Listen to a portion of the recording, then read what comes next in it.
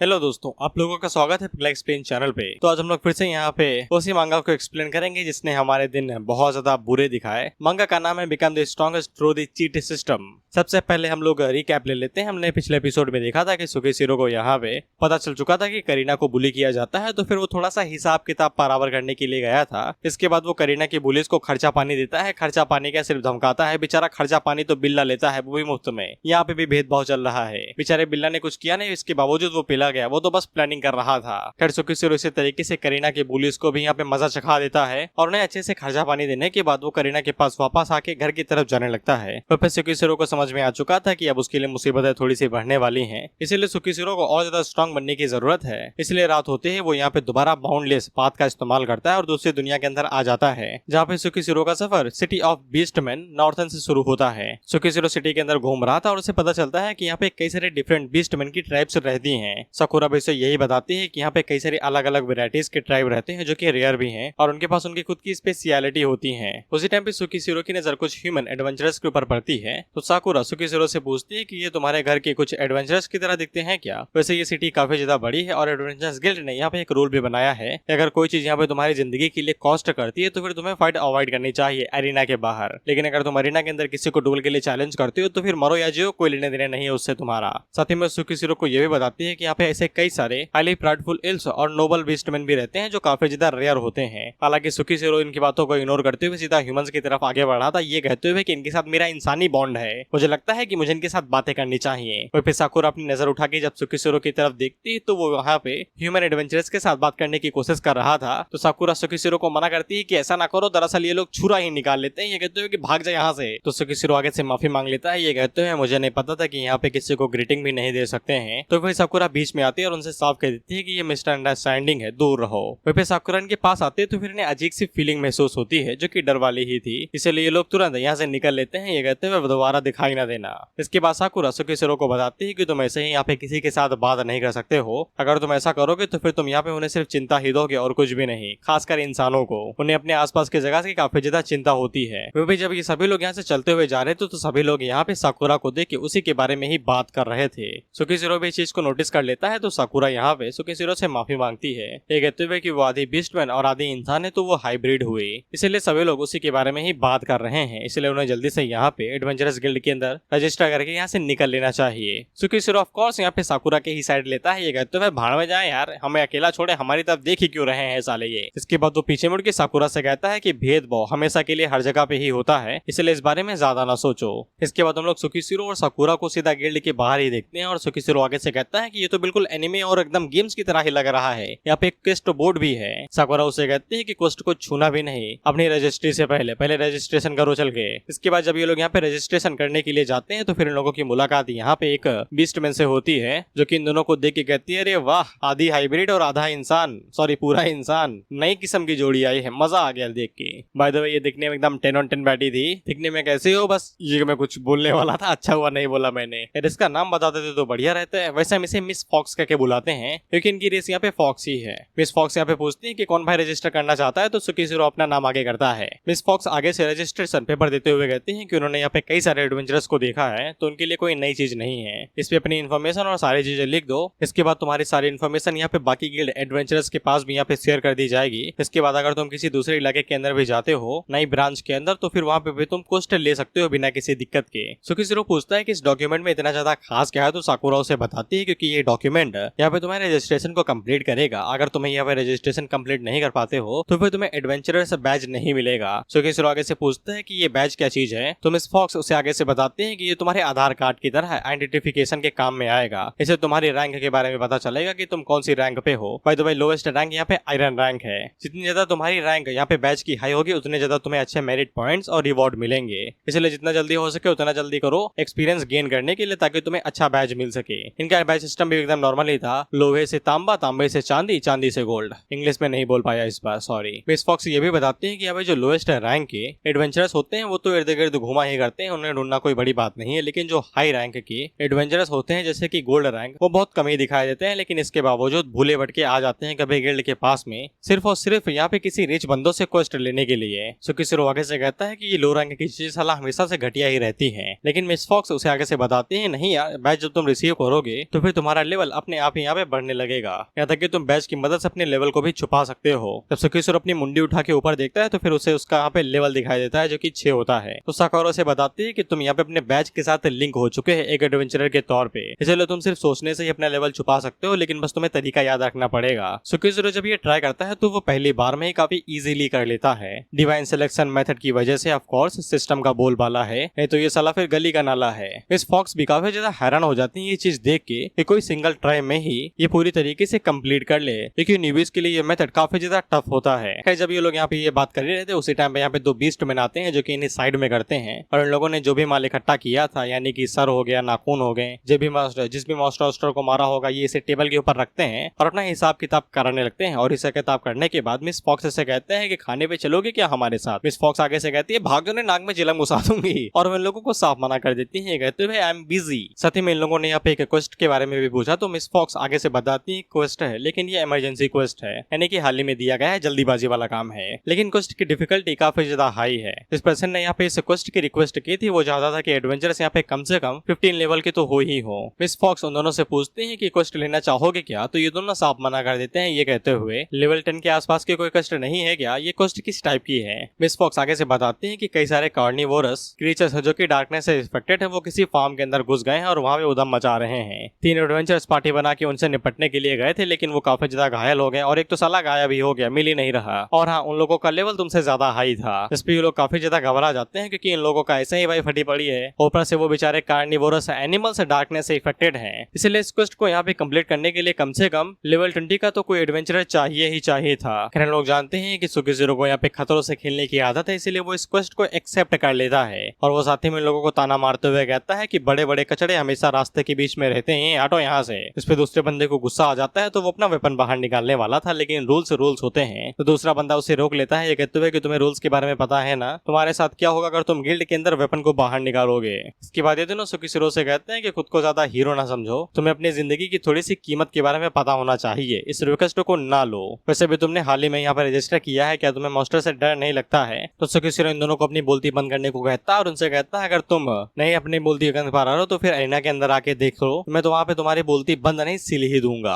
भाई को अपने अल्टीमेट फिजिक के ऊपर पूरा यकीन है कि वो उसके साथ किसी भी 9th लेवल के बीस्टमैन और मॉन्स्टर को हरा सकता है अगर वो 1v1 का मैच होगा। इस पे बीस्टमैन सुकीज़ुरो से कहता है कि तुम्हें अपनी औकात के बारे में पता होना चाहिए, हमारे बैजेस भले यहाँ पे लोहे की हैं, लेकिन इसके बावजूद हमने क्वेस्ट जो एक्सपीरियंस गेन किया है वो काफी ज्यादा है, और तुम तो अभी यहाँ पे नए बच्चे ही हुए हो, पैदा ही हुए हो, तो मैंने लगता कि तुम यहाँ पे रिजेक्ट हो सकते हो, जिसने ये रिक्वेस्ट की है उसी के हाथ हो। मिस फॉक्स भी यहाँ सुकीज़ुरो से यही कहती है कि तुम्हारी हिम्मत की मैं दाद देती हूँ, लेकिन यहाँ पे पॉइंट है, तुम्हारे करंट लेवल के हिसाब से जिसने रिक्वेस्ट की है वो तुम्हें रिजेक्ट भी कर सकता है। इसके बाद ये बीस्टमैन दोबारा यहाँ पे सुकीज़ुरो को उंगली करता है, ये कहते हुए सुना ना कचड़े रे कचड़े, कहाँ चले रे कचड़े, एक भागे हुए कुत्ते को पकड़ने की क्वेस्ट तुम्हारे लिए बढ़िया रहेगी। हाँ भाई ऐसी क्वेस्ट आती है, मैंने एनिमे में देखा है भाई, बिल्ली पकड़ने के लिए भेजते हैं लोग। ऑफ कोर्स रिक्वेस्ट करने वाले यहाँ पे पैदाइशी अमीर होते हैं, उनके घुटनों में जो दर्द रहता है, लेकिन हम लोग साकुरा को देखते हैं जो पीछे मुड़ के उन लोगों से कहते हैं नहीं हम लोग कर लेंगे। इस पे ये सभी लोग हैरान हो जाते हैं कि साकुरा ने कैसे बोल दिया, जिसके बाद ये लोग यहाँ पे दोबारा साकुरा की हाइब्रिड वाली चीज का मजाक उड़ाने लगते हैं और उससे कहते हैं तुम्हें क्या लगता है तुम्हारी हिम्मत कैसे हुई इतनी बड़ी बात बोलने की। तो साकुरा आगे से अपना बैज दिखाते हैं और इसका बैज गोल्ड था। इस पे इन दोनों की बोलती बंद हो जाती है, वहीं पे सुकीज़ुरो की आंखों में एकदम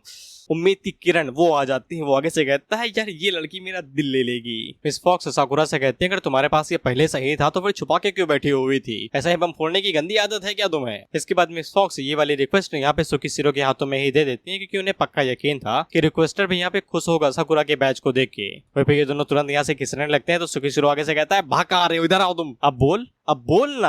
वहीं पे साकुरा सुकीज़ुरो से कहती है कि ये वाली रिक्वेस्ट उसकी प्रोग्रेशन में काफी ज्यादा मदद करेगी। वहीं पे साकुरा यहाँ पे सुकीज़ुरो को मास्टर कहके बुलाती है, तो मिस फॉक्स काफी ज्यादा हैरान हो जाती हैं, क्योंकि साकुरा यहाँ पे सुकीज़ुरो के मुकाबले काफी ज्यादा हाई लेवल की बंदी है और ऊपर से उसके पास यहाँ पे बैज भी गोल्ड का है। इसीलिए वो सुकीज़ुरो के ओरिजिन को लेके काफी ज्यादा सोच रहे थे। वो यही सोचते हैं कि कहानी बढ़िया है, मजा आएगा देखने में। इधर साकुरा यहाँ पे सुकीज़ुरो को कार्निवोरस डार्कनेस क्रीचर्स के बारे में बता रही थी कि ऐसा ऐसे वो करना। वहीं पे सुकीज़ुरो साकुरा से पूछता है मुझे नहीं पता था कि तुम्हारे पास गोल्ड बैच होगा, तुमने तो बम बड़ा बढ़िया फोड़ा यार, मजा आ गया। जिसपे साकुरा आगे से शर्माते हुए बताते हैं कि वो यहाँ पे एडवेंचरस गिल्ड को तब ज्वाइन की थी जब वो छोटी बच्ची थी और वो काफी लंबे अरसे से यहाँ पे गिल्ड के लिए कई सारे काम और पार्टीज को करते हुए आ रही है। जब उसे पता चला कि वो यहाँ पे एक सर्टेन लेवल पे पहुंच चुकी है तो उसने अपने बैच को अपग्रेड किया और उसे यहाँ पे गोल्ड बैच मिल गया। और वो सुकीशिरो से पूछती है कि अजीब बात है क्या, लेकिन सुकीशिरो अपने मन के अंदर यही सोच रहा था अगर ये बचपन से ही यहाँ पे गिल्ड के लिए काम कर रही है तो इसके लिए चीजें सच में काफी ज्यादा कठिन नहीं होंगी। इसीलिए वो साकुरा की तारीफ करता है, नहीं यार तुम तो बाहुबली हो, तुम यार असली हार्ड वर्किंग वुमन दी फेमिनिस्ट। जिसपे साकुरा काफी ज्यादा खुश हो जाती है। जिसके बाद ये लोग उस फार्म पे पहुंच जाते हैं जहाँ से रिक्वेस्ट आई थी। तो इस पूरे फार्म के ऊपर बादल ही काले थे, यानी कि डार्कनेस यहाँ पे छा चुकी है।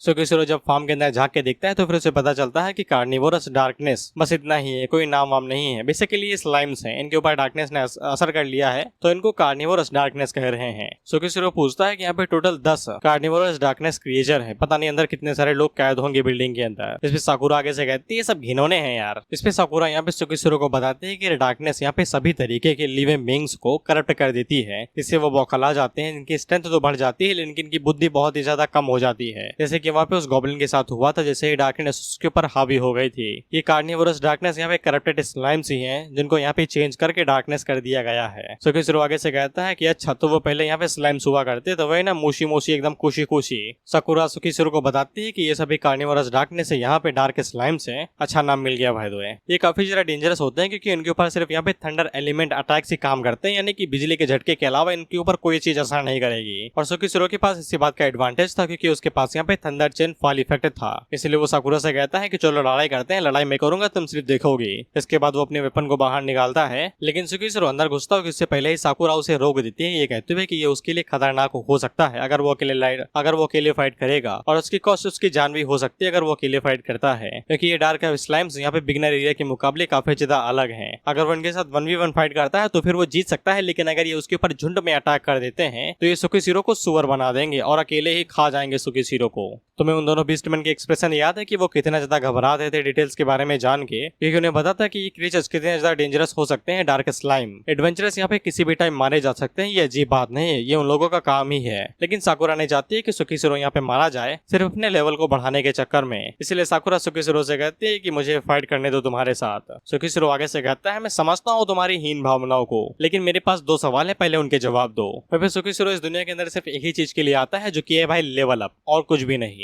अगर वो यहाँ पे लेवल अप करेगा तो वो अपनी दुनिया के अंदर किसी भी मुसीबत का सामना कर सकता है। साकुरा सुकीशिरो से कहती है कि क्या बात है भाई, अगर मुझे सवाल का जवाब पता है तो फिर मैं पक्का जवाब दूंगी। तो सुकीशिरो साकुरा से कहता है कि तुम्हें उस वादे के बारे में याद होगा ना जो मैंने बीस्ट किंग के साथ किया था कि 1 साल बाद मैं उसके ट्रायल को अगर पास कर पाता हूँ तो वो मुझे जिंदा छोड़ेगा। सुकीशिरो को ये भी नहीं पता है कि बीस्ट किंग कितना ज्यादा स्ट्रॉन्ग है, इसलिए उसका सबसे पहला सवाल यही था कि उसे कितना ज्यादा स्ट्रॉन्ग और स्ट्रेंथ हासिल करनी पड़ेगी ताकि वो 1 साल के बाद में ट्रायल को पास कर सके। साकुरा ये वाला सवाल सुन के काफी ज्यादा हैरान होती है और सुकीशिरो से कहती है कि वो पूरी ईमानदारी से बताएगी। सुकीशिरो के लिए ये चीज नामुमकिन है, इम्पॉसिबल, कि वो 1 साल के अंदर यहाँ पे प्रैक्टिस करके ट्रायल को पास कर सके। सुकीशिरो हैरान होकर पूछता है कि ये इम्पॉसिबल कैसे है, तो साकुरा सुकीशिरो से कहती है कि यही बहुत बड़ी बात है कि तुम अगले साल तक जिंदा ही रहो। वैसे खुशी की बात यह है कि तुम यहाँ पे डिवाइन पनिशमेंट को सर्वाइव कर गए, जो कि एक तरीके से नामुमकिन ही था। इसके बाद वो सुकीशिरो से पूछती है कि तुम्हें यहाँ पे लेवल सिस्टम के रूल्स के बारे में पता है। सुकीशिरो आगे से कहता है मुझे कुछ नहीं पता सिवाय खाने पीने के, तुम समझा सकती हो क्या।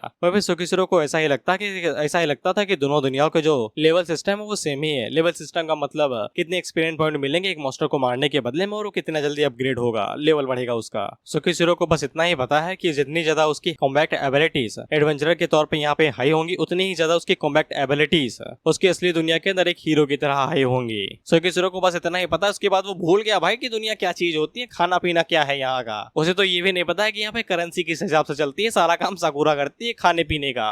इसके बाद साकुरा सुकीशिरो को बताती है कि यहाँ पे लेवल लिमिट एडवेंचरस के लिए 100 है और बीस्टमैन किंग का लेवल इस समय यहाँ पे 92 है। बीस्ट किंग यहाँ पे इस लेवल तक इसलिए पहुंच पाया है क्योंकि उसके पास यहाँ पे अनपैरेलल्ड कॉम्बैट एबिलिटीज और उसके पास हाई लेवल कैपेबिलिटीज हैं, यानी कि ब्रो चूजन वन है। बीस्टमैन किंग, ह्यूमन किंग और साथ ही में 11 किंग, ये तीनों किंग्स यहाँ पे अपनी अपनी रेस की पीक स्ट्रेंथ को सिंबलाइज करते हैं, यानी कि साबित करते हैं कि वो कितने ज्यादा स्ट्रॉन्ग है। इस पे सुकीशिरो यहाँ पे बीस्टमैन का चेहरा याद करता है और आगे से कहता है कि वो दिखने में तो चिकना लगता है, मुझे नहीं लगता है कि वो अपनी ब्लड लाइन के यहाँ पे पावर को सिंबलाइज करता होगा। साकुरा ने यहाँ पे जो सुकीशिरो से कहा था कि वो बीच ट्रिकिंग के ट्रायल को पास कर पाएगा वो नामुमकिन है, वो उसने इसलिए कहा था क्योंकि यहाँ पे लिमिट है कि वो कितना यहाँ पे ग्रो कर सकता है। आसान शब्दों में कहा जाए तो एडवेंचरस यहाँ पे एक पॉइंट पे जाके आगे ग्रो नहीं कर पाते, वो स्ट्रॉन्गर नहीं बन पाते हैं। जितना ज्यादा उसका लेवल हाई होता जाएगा उसके लिए उतना ही ज्यादा लेवल अप करना और ज्यादा मुश्किल होता जाएगा। जैसे कि कुछ यहाँ पे 79, 87, 50 पे अटके रहते हैं, वहीं पे साकुरा इतने समय 72 पे अटकी हुई है। इसीलिए वो खुद का एग्जांपल देते हुए कहती है कि मुझे ये देख लो साला, मेरे पास 20 साल का एक्सपीरियंस है लेकिन इसके बावजूद मैं यहाँ पे लेवल 72 पे अटकी हुई हूँ। ऐसा नहीं कि साकुरा ने यहाँ पे कोशिश नहीं की अपने लेवल को अप करने की, लेकिन इसके बावजूद वो कितनी भी चाहे कितनी कोशिश कर ले लेकिन वो हमेशा फेल ही होती है, वो अपने लेवल को इंक्रीज नहीं कर पा रही है। इसीलिए साकुरा को ऐसा लगता है कि ये उसकी लिमिट है और हर किसी के पास उनकी लिमिट होती है। इसलिए सुकीशिरो के लिए यहाँ पे बीच ट्रिकिंग के ट्रायल को पास करना बहुत ज्यादा डिफिकल्ट है। लेकिन अगर सुकीशिरो यहाँ पे लेवल 50 पे पहुंच जाता है तो भी उसके लिए बहुत है वो। इसलिए साकुरा ने कहा था सुकीशिरो से कि 1 साल के अंदर खुद को इतना ज्यादा स्ट्रॉन्ग बनाना कि तुम ट्रायल को पास कर लो, ये इम्पॉसिबल है। यहाँ तक कि नॉर्मल एडवेंचरस को पूरी जिंदगी लग जाती है लेवल 50 तक पहुंचने में। सुकीशिरो साकुरा की तरफ देखता है और उससे कहता है मुझे तुम्हारी चिंता के बारे में पता है। इसीलिए साकुरा सुकीशिरो से कहती है कि वो उसकी मदद कर सकती है ताकि वो अगले साल तक तो जिंदा रहे। भले ही वो लोग यहाँ पे बीच ट्रिकिंग के साथ किए हुए वादे को पूरा न कर पाए, लेकिन सुकीशिरो उसे बीच में ही रोक देता है, ये कहते हुए कि तुम्हें पता है कि मैं कोई नॉर्मल एडवेंचरर नहीं हूँ। उसने यहाँ पे डिवाइन पनिशमेंट को झेला है, इतने ज्यादा बिजली के झटके खाने के बावजूद वो खड़ा हुआ। उसके बाद उसने यहाँ पे डिवाइन किंग के हैमर को उठाया। साकुरा को भी पता है कि वो एक नॉर्मल बंदा नहीं है, इसलिए अगर वो यहाँ पे इस साल के आखिर तक 50 लेवल पे पहुंच जाता है तो भी बहुत है, और अगर वो ऐसा करने में नामुमकिन रहता है तो भी ठीक है क्योंकि यही उसकी वो रीच होगी, उसका फेट होगा। लेकिन सुकीशिरो को इससे भी कोई शिकायत नहीं थी, वो तो बेचारा यहाँ पे कचरा उठाने वाला था, लेकिन बाउंडलेस रिंग की वजह से वो इस दुनिया के अंदर आ पाया। इसके बाद उसने यहाँ पे डिवाइन पनिशमेंट को झेला, वो एक अलग चीज थी, लेकिन इसके बावजूद उसी की बलबूते पे उसे यहाँ पे डिवाइन सिलेक्शन सिस्टम मिल पाया। सुकीशिरो यहाँ पे चूजन वन है, उसे यहाँ पे हर एक रास्ते को गुड बाय कह देना चाहिए जो कि नॉर्मल है। डिवाइन सिलेक्शन सिस्टम की मदद से यहाँ पे हर एक चीज पॉसिबल है। साकुरा यहाँ पे सुकीशिरो की ये सभी बातें सुनकर एकदम रिज्ड अप हो जाती, एकदम दिल वाले दुल्हनिया वाली लड़की बन जाती है वो, और वो सुकीशिरो से कहती है कि वो पक्का एक लेजेंड बनेगा, उसे सुकीशिरो के ऊपर पूरा यकीन है। इसके बाद सुकीशिरो यहाँ पे अपनी शॉट को बाहर निकालता है और साकुरा से कहता है कि मेरा दूसरा सवाल ये है, अगर उसे यहाँ पे किसी वजह से लेवल 10 के वॉरियर के साथ फाइट करनी पड़े और भी उसके साथ यहाँ पे उसके कई सारे छोटे मोटे चिल्ले चलूजे हैं, तो फिर उसे किस लेवल पे होना चाहिए ताकि वो उनके साथ फाइट करके उन्हें आसानी के साथ हरा सके और उसे कोई यहाँ पे भारी डैमेज भी ना हो। साकुरा कहती है कि उसे नहीं पता कि ये सिचुएशन कैसी आएगी क्योंकि वो तो उसके साथ हमेशा के लिए ही रहेगी, लेकिन इसके बावजूद अगर इस पे ध्यान दिया जाए तो फिर सुकीशिरो को यहाँ पे कम से कम लेवल 12 पे होना ही पड़ेगा, तभी उसके पास एडवांटेज होगा। तो फिर सुकीशिरो यहाँ पे डिसाइड कर लेता है कि इस वीक के आखिर तक उसे यहाँ पे लेवल 12 तक पहुंचना ही पड़ेगा, नहीं तो सब कुछ गुड़ गोबर हो जाएगा। सुकीशिरो यहाँ पे जैसे ही अंदर घुसता है तो डार्क स्लाइम उसे देख लेते हैं और देखते ही उसके ऊपर हमला कर देते हैं अपने नुकीले दांतों के साथ में। सुकीशिरो साकुरा से कहता है कि ये वाला मेरे ऊपर छोड़ दो। इसके बाद वो सिस्टम से कहता है कि सिस्टम की मैक्सिमम कैपेसिटी का इस्तेमाल करो। इसके बाद सुकीशिरो यहाँ पे डिवाइन आइज को एक्टिवेट करता है, तो फिर डिवाइन आइज यहाँ पे डार्क स्लाइम के बारे में पूरी जानकारी दे देता है जिसके बारे में पता है। मेन जानकारी ये थी अगर सुकीशिरो को यहाँ पे डार्क स्लाइम को हराना है तो फिर उसे सबसे पहले यहाँ पे उसकी मेन बॉडी के अंदर से कोर को बाहर निकालना पड़ेगा जो कि साइनी सा है। अगर कोर डिस्ट्रॉय नहीं होगा तो फिर कोई फर्क नहीं पड़ता है कि बाहरी बॉडी कितनी भी डिस्ट्रॉय हो जाए, कोर दोबारा रीजनरेट होती ही रहेगी। कोर के बारे में पता लगाने का एक ही तरीका है कि बॉडी को यहाँ पे डैमेज कर दिया जाए, जब वो खुद को रीजनरेट करेगी उसी टाइम पे कोर साइन करेगा और लोकेशन के बारे में पता चल जाएगा। सुकीशिरो को यहाँ पे एक और वीकनेस के बारे में पता चल गया जो कि कोर है, और दूसरी वीकनेस यहाँ पे थंडर अटैक थी। इसलिए सुकीशिरो यही प्लान बनाता है कि वो यहाँ पे अपनी अल्टीमेट फिजिक का इस्तेमाल करेगा कोर को ढूंढने के लिए, और कोर जैसे ही मिलेगा तो वो उसके ऊपर थंडर चेन फॉल का इस्तेमाल करेगा। इससे दुगना डैमेज होगा और कोर जल्दी डिस्ट्रॉय हो जाएगा। इसके बाद सुकीशिरो डार्क स्लाइम के ऊपर अटैक करने के लिए आगे बढ़ जाता है। पीछे से साकुरा सुकीशिरो को बता देती है अगर ये तुम्हारे ऊपर अटैक करे तो फिर बॉडी को छूने न देना, नहीं तो डार्कनेस तुम्हारी बॉडी को भी यहाँ पे करप्ट कर सकती है जिस भी पार्ट को वो छुएगा। इसलिए सुकीशिरो अपनी शॉट का इस्तेमाल करता है अटैक को ब्लॉक करने के लिए। वहीं पे सुकीशिरो ने अपने गेम के अंदर देखा होगा कि ज्यादातर स्लाइम का कोर्स सीने के पास ही होता है, इसलिए वो अल्टीमेट फिजिक का एक्टिवेट करता है और सीधा डार्क स्लाइम के सीने के ऊपर अटैक करता है और उसे 2 हिस्सों में काट देता है, लेकिन कोर वहां पे नहीं था। और वहीं पे डार्क स्लाइम पलक झपकने की स्पीड से ही बहुत ही जल्दी रीजनरेट भी हो जाता है और वो सुकीशिरो के ऊपर अपने बड़े से मुंह को खोलता है और डायरेक्ट अटैक कर देता है। इससे वहां पे एक बहुत बड़ा धमाका होता है, लेकिन सुकीशिरो की शॉट काफी ज्यादा लंबी थी तो वो उसको एक बैरियर की तरह इस्तेमाल करता है और उसके मुंह को रोक लेता है खुद को खाने से, ये कहते हुए कि मुझे खाने का प्लान काफी ज्यादा बढ़िया था, बस तुमने गलत अपोनेंट के ऊपर ये अटैक इस्तेमाल कर लिया। इसके बाद सुकीशिरो यहाँ पे अल्टीमेट फिजिक का इस्तेमाल करता है और अपने हाथों के ऊपर सारे स्ट्रेंथ को ऐड करता है। इसके बाद वो अपनी साइड को नीचे रखता है और उसका मुंह पकड़ के कहता है कि तुम बस एक उड़ने वाले कीड़े के अलावा और कुछ भी नहीं हो जो आग में कूद रहा है। इसके बाद वो उसे डार्क स्लाइम का मुंह पकड़ता है और उसे 20 से 2 हिस्सों में चीर देता है। Let me put smile on your face, ये कहते हुए वह फिर साकुरा अपने मन के अंदर यही सोचते हैं इसके एनोमरस के साथ में जब ये कहता है कि ये इम्पॉसिबल चीजों को भी पॉसिबल कर देगा तो ये पक्का सच ही कहता है। और जब सुकीशिरो ने यहाँ पे स्लाइम को 2 हिस्सों में चीर दिया तो फिर उसका कोर दिखने लगा था जो कि भेजे के पास में था और ऊपर से ये चिपक भी रहा था। तो सुकीशिरो अपनी स्वॉर्ड को उठाता है ये कहते हुए कि जब कोर के बारे में पता ही चल चुका है तो फिर थोड़ा सा बिजली का भी स्वाद क्यों नहीं चख लेता। जिसके बाद वो स्वॉर्ड के अंदर यहाँ पे बिजली को रिलीज करता है और कोर के ऊपर अटैक करके थंडर चेन फॉल का इस्तेमाल करता है जिससे वो एक झटके के अंदर ही डार्क स्लाइम को यहाँ पे मार गिराता है और कोर भी डिस्ट्रॉय हो जाता है।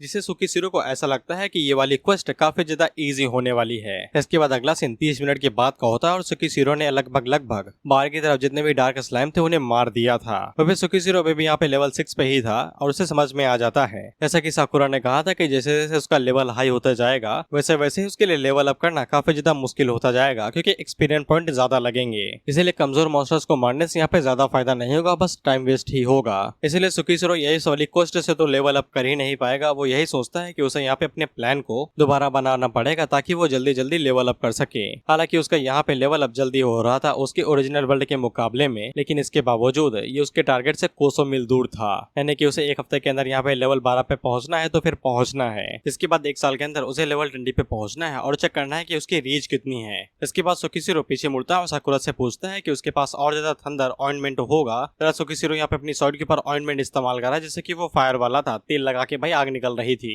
ऐसा इस थंडर ऑयल के भी साथ में था। अब मैं इसका डिस्क्रिप्शन नहीं देने वाला कि ये किससे बना है, बस इतना जान लो कि ये बिजली जनरेट करता है। सुकीशिरो से पूछता है कि उसके पास कितने बच्चे हुए हैं तो साकुरा आगे से बताती है कि 4 बच्चे हुए हैं। वो पूरी तैयारी करके आए थे कि यहाँ पे कोई दिक्कत ना हो। तो फिर सुकीशिरो साकुरा से पूछता है कि वो पिछली बार भी यहाँ पे फायर ऑइंटमेंट लेके आई थी, वो इन्हें कहाँ से खरीदती है और ये कितने ज्यादा महंगे होते हैं। वो लोग यहाँ पे पूरे स्टॉक में भी खरीद सकते हैं अगर सस्ते हो तो फिर साकुरा सुकीशिरो को समझाती है कि हमारे पास एक भी पैसा नहीं है। इसके बाद वो सुकीशिरो को अपने लोगों की फाइनेंशियल कंडीशन के बारे में बताती है कि इन लोगों की आर्थिक तंगी क्या चल रही है। जो भी आइटम यहाँ पे सुकीशिरो इस्तेमाल करता है वो बिल्कुल भी सस्ता माल नहीं है। साकुरा उसे अपने पैसों से खरीदती है। सुकीशिरो आगे से कहता है कि तुम्हें माफी मांगने की जरूरत नहीं है, गलती तो उसकी है साला। उसे यहाँ पे पैसों का झोल माल समझ में नहीं आता है कि पैसे कैसे इस्तेमाल किए जाते हैं और कैसा खर्चा किया जाता है। इसके बाद वो पूछता है कि इनका रेट क्या है, ऐसा मैं तुम्हारी मदद कर सकूं। और वो मन के अंदर सोचता है कि वो लेवलिंग के बारे में इतना ज्यादा मदहोश हो चुका था कि वो इस बारे में भूलेगा कि पैसे भी इस दुनिया के अंदर भी जरूरी हैं। और सुकीशिरो को ये बात अच्छे से पता है कि अगर वो साकुरा की सारी सेविंग्स भी उड़ा दे तो भी साकुरा एक भी चीज नहीं कहेगी।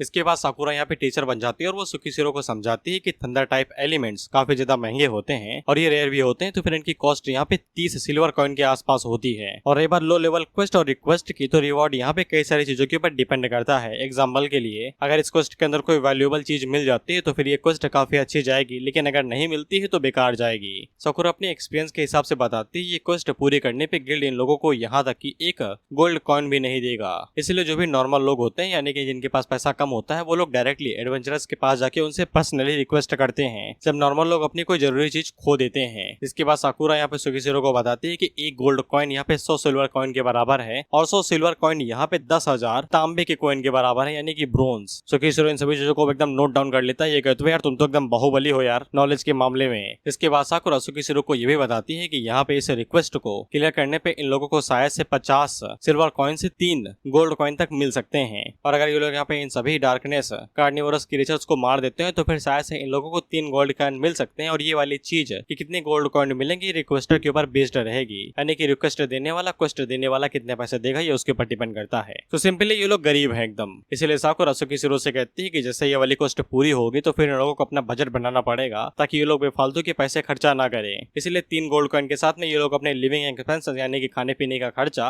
साथ ही में सोने का भी होटल में सोते हैं ये लोग, पर्सनल हाउस नहीं इन लोगों के पास में। और इन सभी चीजों के बाद में अगर पैसे बच जाते हैं तो फिर ये लोग यहाँ पे कुछ वैल्यूएबल आइटम्स खरीद सकते हैं जैसे कि थंडर ऑयल, फायर ऑयल, इस तरीके की चीजें। सुकीशिरो की आंखों में आंसू आ जाते हैं। वो आगे से कहता है यार तुम तो एकदम डिपेंडेबल वाइफ हो। खैर इसके बाद सुकीशिरो ने यहाँ पे जो बाहर बचे कुछ कार्निवोरस डार्कनेस क्रीचर्स थे उन सभी को मार गिराया था। अब सिर्फ बिल्डिंग के अंदर जाना था जहाँ पे बॉस छुपा हुआ था। जैसा ही वो लोग उसे खत्म कर देंगे तो ये क्वेस्ट कंप्लीट हो जाएगी। हालांकि ये लोग बिल्डिंग के अंदर जा पाते उससे पहले इन्हें पीछे से आवाज आती है जो कि इनसे कोई कहता है कि तुम हमारे फार्म के अंदर बिना परमिशन के घुस कैसे गए। ये कहने वाला इस फार्म का ओनर ही था जो कि यहाँ पे सुकीशिरो और साकुरा से कहता है कि तुम हाइब्रिड और एक इंसान यहाँ पे कर क्या रहे हैं मेरे फार्म के अंदर। साथ ही में ओनर अपने कुछ पर्सनल एडवेंचरस लेके आया था। साकुरा ने भी बताया ना कि कुछ पर्सनली भी रिक्वेस्ट कर सकते हैं एडवेंचरस से अपना काम करवाने के लिए। और फिर ये लोग अपने मन के अंदर यही सोच रहे थे कि बाहर की तरफ जो डार्क स्लाइम उन्हें किसने मारा। भले ये लोग लोग यहाँ पे थंडर ऑयलमेंट का इस्तेमाल करें, लेकिन इसके बावजूद ऐसी फीट यानी कि ऐसी कोई बड़ी चीज कोई इंसान कर ही नहीं सकता है। ये लोग साकुरा को भी इसमें ऐड करते हैं, बस ये लोग इन्हें कमजोरी समझ रहे थे। अल्टीमेटली बस इन्हें ऐसा नहीं लगता है कि साकुरा और सुकीशिरो मिलकर यहाँ पे इन सभी कार्निवोरस क्रीचर्स को मार सकते हैं। इसके बाद वो लोग सुकीशिरो और साकुरा से कह देते हैं अगर तुम लोग यहाँ पे कार्डियोलिस के लिए आए हो तो फिर हम लोगों ने पहले ये क्वेस्ट ले ली है और वो ड्रॉप आइटम कार्डियोलिस हमारा ही होगा। सुकीशिरो सबसे पहले पूछता है कि ये कार्डियोलिस क्या चीज है, जिसके बाद वो बताता है कि उन लोगों ने ये वाली क्वेस्ट सीधा गिल्ड से ली है। वो लोग यहाँ पे इलीगली नहीं घुसे, उनके पास परमिशन थी। कहते कि साकुरा भी जब यहाँ पे कार्डियोलिस के बारे में सुनती है तो वो काफी ज्यादा हैरान हो जाती है कि वो बॉस को ड्रॉप आइटम होगा। इसके बाद ओनर उन दोनों से कहता है कि उसने ये रिक्वेस्ट यहाँ पे गिल्ड के अंदर की थी, लेकिन उसने सोचा भी नहीं था कि वो लोग इतनी जल्दी आ जाएंगे। वो पे इन दोनों को इस ड्रॉप आइटम के बारे में भी नहीं पता था कि यहाँ पे कार्डियोलिस गिरेगा बॉस को मारने के बाद में। इसके बाद ये पर्सनल टीम यहाँ पे सुकीशिरो और साकुरा से कहती है अगर उन लोगों को इस बारे में नहीं पता है तो वो लोग यहाँ से जा सकते हैं, और इन लोगों को यहाँ पे कार्डियोलिस चाहिए था, इसलिए ये लोग यहाँ पे लड़ने भिड़ने को भी रेडी थे। सुकीशिरो और साकुरा भी लड़ने के लिए रेडी हो जाते हैं। हालांकि सुकीशिरो अभी भी चीख चीख के पूछ रहा था दादा बता तो दो कि कार्डियोलिस क्या चीज है, ये क्या है कार्डियोलिस। तो साकुरा सुकीशिरो से यही कहती है कि इस क्वेस्ट के ऊपर आप गिव अप ना करना, ये आइटम बहुत ज्यादा वैल्यूएबल है। तो फिर सिस्टम यहाँ पे सुकीशिरो को बताता है कि कार्डियोलिस एक बहुत ही रेयर ड्रॉप आइटम होता है जो कि डॉर्क बॉस गिराता है मारने के बाद में। बेसिकली प्यूरिफाइड लिखा है, यानी कि खत्म ही करेंगे भाई, अन्ना बल्ली तो चढ़े नहीं होगी उसके ऊपर के ऊपर मंत्र मारेंगे। हालांकि इस ड्रॉप आइटम का इस्तेमाल यहाँ पे डार्क एरिया के अंदर जाने के लिए किया जा सकता है। By the way dark area के अंदर जो ड्रॉप आइटम एक्सपीरियंस पॉइंट यानी कि जो भी रिवॉर्ड वहां से मिलेगा वो नॉर्मल एरिया के मामले में 10 गुना ज्यादा होगा। इसलिए जो भी एडवेंचरर यहाँ पे लेवल अप करना चाहता है वो इस मौके को कभी भी जाने नहीं देगा। और अगर इस कार्डियोलिस को यहाँ पे ऑक्शन के अंदर सोल्ड किया जाए तो फिर इसकी बिडिंग यहाँ पे 100 गोल्ड कॉइन तक जा सकती है, और सोने पे सुहा अगर उसे प्यूरिफाई कर दिया जाए तो फिर उसकी कीमत यहाँ पे 150 गोल्ड कॉइन तक जा सकती है। प्यूरिफिकेशन क्या चीज है अभी आगे पता चल जाएगा। सुकीशिरो को समझ में आ जाता है कि माल एकदम कैड़ा है, वो लोग गिव अप कर ही नहीं सकते हैं। वैसे भी ये चीज यहाँ पे सुकीशिरो की गोल के लिए काफी ज्यादा जरूरी चीज है। खैर ये लोग आपस में लड़ते भिड़ते कि इससे पहले ही ओनर इन लोगों से कहता है लड़ता नहीं यार भाई, यहाँ पे खेती करता हूँ मैं, माँ मेरी माँ है, लड़ना है बाहर जाके लड़ो, यहाँ पे न लड़ाई करो, दोनों के बीच में कोई गलती हुए चुपचाप बैठ के बात करके सॉल्व करो, लड़ाई दंगे से कुछ भी नहीं होगा। इसके बाद वो उन दोनों पार्टी से कहता है कि मेरी बात सुनो, पहली पार्टी यहाँ पे गिल्ड की तरफ से आई है और दूसरी को मैं लेके आया हूँ, इसीलिए तुम लोग यहाँ पे अपनी स्किल्स को शो ऑफ करोगे और शो करो कि तुम्हारी वैल्यू क्या है। अब यहाँ पे सिर्फ बॉस ही बचा हुआ है, इसलिए जो भी उस बॉस को हराएगा ड्रॉप आइटम उसका होगा। इस पे साकुरा ओनर के ऊपर चढ़ जाती है ये कहते हुए कि हमें पहले जाने दो, और वो मन के अंदर सोचती है कि ये आइटम सुकीशिरो के लिए जरूरी है, उसे किसी भी कीमत पे ये आइटम लेके आना ही पड़ेगा सुकीशिरो के लिए। इस पे ये लोग साकुरा से कहते हैं कि हम तुम्हें पहले जाने क्यों दे, यहाँ पे एक ही मौका है और जो भी पार्टी पहले जाएगी ड्रॉप आइटम उसे ही मिलेगा, और वैसे भी यहाँ पे ओनर हमें खुद लेके आया तो फिर हम लोगों के पास अधिकार है पहले जाने का। इसके बाद ये लोग यहाँ पे अपनी स्ट्रेंथ को दिखाने लगते हैं ये कहते हुए कि तुम लोगों को पता भी नहीं कि तुम किसके साथ भिड़ने वाले हो, इन सभी का लेवल यहाँ पे 12 ही था। साकुरा अकेले इन लोगों का मुंह जमीन में घुसेड़ देगी और इन्हें गाजर बना देगी, मैं बता रहा हूँ। और ये चौरों यहाँ पे इन दोनों को भाई कमजोर समझ रहे हैं। इस पे ये चीते वाला बंदा शायद से इन लोगों का लीडर है, यानी पार्टी लीडर होगा। वो आगे से कहता है कि डार्क बॉस काफी ज्यादा स्ट्रॉन्ग होता है, इसलिए रिवॉर्ड भी इनका हाई होता है। इन लोगों के पास सिर्फ एक ही मौका है, अगर ये लोग यहाँ पे पूरी स्ट्रेंथ इस्तेमाल करें तो ही ये लोग जीत पाएंगे। साकुरा यहाँ पे सुकीशिरो को बताती है इनकी पार्टी पूरी तरीके से वेल फॉर्म्ड है, यानी कि पूरी तरीके से बढ़िया है। एक मैजिशियन, एक आर्चर, एक वॉरियर है, एक टैंक है। अगर ये परफेक्टली काम करते हैं तो फिर ये पक्का बॉस को हरा देंगे। इसलिए अगर ये लोग पहले बॉस से नहीं भिड़ते हैं तो फिर ये अपना चांस खो देंगे कार्डियोलिस पाने का। सुकीशिरो को जैसे ही ये वाली बात समझ में आती है तो वो उन लोगों को रोकता है और उनसे कहता है कि मेरे पास एक अच्छा सजेशन है, कैसा रहेगा अगर तुम लोग मुझे पहले जाने तो वो भी अकेले। इसके बाद वो उन लोगों को बताता है कि मेरा लेवल 6 है, अगर मैं हारता हूँ तो फिर मेरी पार्टी यहाँ पे गिव अप कर देगी रिवॉर्ड के ऊपर, लेकिन अगर मैं अकेले ही यहाँ पे उस बॉस को डिफीट कर देता हूँ तो फिर रिवॉर्ड मेरा हो जाएगा। और फिर सुकीशिरो अपना लेवल भी रिवील कर देता है इन लोगों के सामने। भाई लोगों का रिएक्शन बड़ा क्यूट और फनी है, इनका मुंह देखो, पहले ऐसी शक्ल बनाते हैं जिसके बाद ये जोरों जोरों से हंसने लगते हैं, वो भी पेट पकड़ के। ये कहते हुए कि लेवल 6 का बंदा एक बॉस को हराने वाला है, वो भी सोलो। भाई तुमने नशा किया या फिर गांजा फूका है, सच सच बताना, या फिर देसी भांग को दही में मिला के पी के, सच सच बताना, झूठ ना बोलना। इसके बाद लोग सुकीशिरो से कहते हैं कि हमें कोई भी दिक्कत नहीं है, तुम अकेले जाओ, हरा दो आइटम तुम्हारा यार, हम देखेंगे भी नहीं उस आइटम की तरफ, जाओ तुम हरा दो। तो फिर सुकीशिरो आगे से कहता है ये फिर डिसाइड हो गया। वह फिर साकुरा सुकीशिरो को बता देती है कि बॉस को हराना इतना भी इजी नहीं होगा, कम से कम उसका लेवल यहाँ पे 12 होना चाहिए, क्योंकि बॉस को यहाँ पे डार्कनेस ने पोजेस किया होगा। बॉस कोई ऐसा एनिमी नहीं है जिसको सुकीशिरो यहाँ पे थंडर ऑयल का इस्तेमाल करके आसानी के साथ हरा सके। लेकिन सुकीशिरो आगे से छाती पीटते हुए कहता है, यो भाई जोगिंदर, थारा भाई जोगिंदर, चिंता न करो, मैं हरा दूंगा, मुझ पर विश्वास रखो। इस पे साकुरा आगे से कहते हैं कि उसे सुकीशिरो के ऊपर हमेशा से यकीन था। हालांकि ये लोग अभी भी सुकीशिरो के ऊपर हंस रहे थे। ये कहते हुए, जाओ भाई जाओ, मैं बस देखना चाहूंगा कि तुम बॉस के हाथों कैसे कुत्ते की मौत मरते हो। सुकीशिरो आगे से हंसते हुए कहता है, कुत्ते की मौत मरूंगा? मुझे नहीं लगता।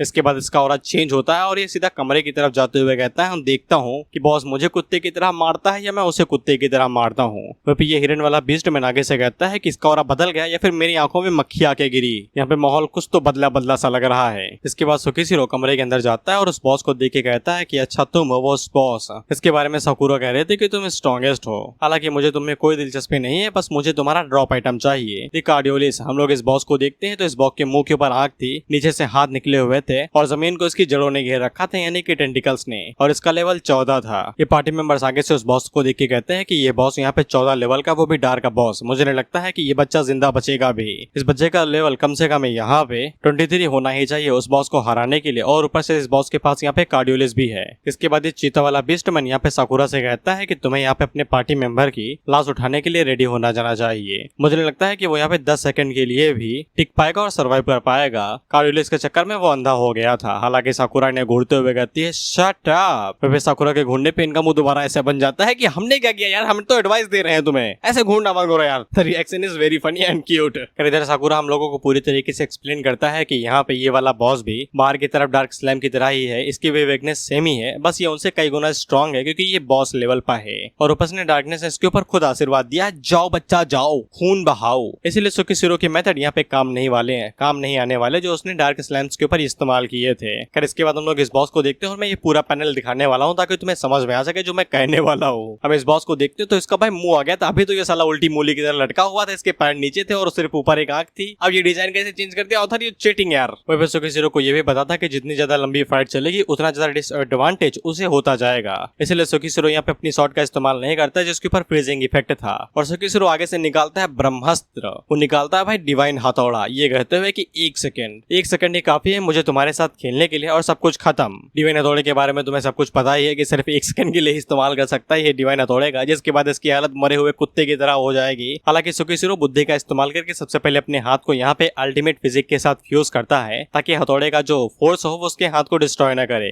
इसके बाद वो अपने थंडर फॉल चेन को भी हथौड़े के साथ इमर्ज कर देता है ताकि हथौड़े का अटैक और पावर एक साथ मिल सके और डैमेज तिगना हो बॉस को। परंतु सुकीशिरो अगर एक स्ट्राइक में बॉस को मारने में असफल रहा तो फिर पाला उल्टा पड़ सकता है, क्योंकि डिवाइन हैमर इस्तेमाल करने के बाद तुम्हें पता है कि इसकी हालत मरे हुए कुत्ते की तरह हो जाती है और अगर ये कुत्ता बना तो फिर बॉस इसे कुत्ता बना के मारेगा। लेकिन सुकीशिरो को यकीन था कि ऐसा कुछ भी नहीं होगा, वो एक स्ट्राइक में ही बॉस को मार देगा और कार्डियोलिस हथेली में लेके ही जाएगा।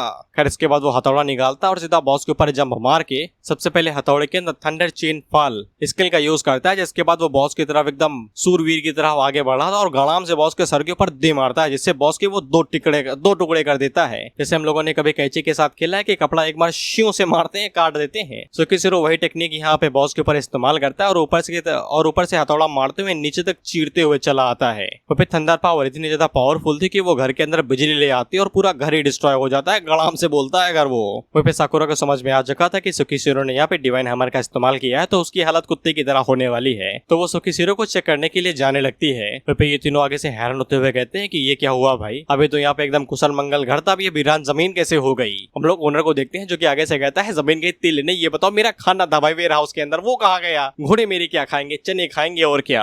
हालांकि जब साकुरा उस जगह पे पहुंचती है तो फिर बॉस तो मारा गया था एक झटके के अंदर ही, लेकिन उसे सुकीशिरो नहीं मिल रहा था। उसी टाइम पे सुकीशिरो मलबे से अपना हाथ बाहर निकालता है और कार्डियोलिस दिखाते हुए कहता है कि इसी चीज को कार्डियोलिस कहते हैं क्या, और इसकी हालत भाई मरे हुए कुत्ते की तरह हो गई थी, ये तो साला जोक लग रहा है, इसके ऊपर नमक डाल दिया गया है। मैंने तुम्हें कार्डियोलिस के बारे में पहले ही बता दिया कि क्या चीज होती है, बस ये अनप्यूरिफाइड था, यानी कि वो इसका इस्तेमाल अभी नहीं कर सकता है, जब प्यूरिफाइड हो जाएगा तभी कर पाएंगे ये लोग। इसके बाद लोग उस साइड से वापस गिल्ड में आ जाते हैं जहाँ पे मिस फॉक्स यहाँ पे साकुरा को उसका रिवार्ड देती है, ये कहते हुए कि उन्होंने सोचा भी नहीं था कि वो लोग इतनी जल्दी इस क्वेस्ट को पूरा कर लेंगे, और वो आगे से कहते हैं कि गोल्ड बैच से यही उम्मीद की जा सकती है। साकुरा आगे से इस तारीफ के लिए शुक्रिया तो कहती है, लेकिन वो बताती है कि उसने यहाँ पे कुछ भी नहीं किया है, उसके मास्टर ने यहाँ पे बॉस और बाकी लोगों को हराया है, ऐसा हो ही नहीं सकता कि वो अकेले यहाँ पे फाइनल बॉस को हरा पाती। मिस फॉक्स आगे से कहते हैं झूठ ना बोलो, पैसे लेते समय झूठ नहीं बोलने चाहिए, पैसे जल्दी खर्चे होते हैं, ऐसा हो ही नहीं सकता कि एक रूकी एडवेंचर है जिसका लेवल 6 है वो साला यहाँ पे 14 लेवल के कार्निवोरस डार्कनेस इस बॉस को हरा सके। और एक तरफ उस मरे हुए चूहे की तरफ देखो, ऐसा लगता है कि किसी ने जहर पिला दिया है और बस मरने का इंतजार कर रहा है।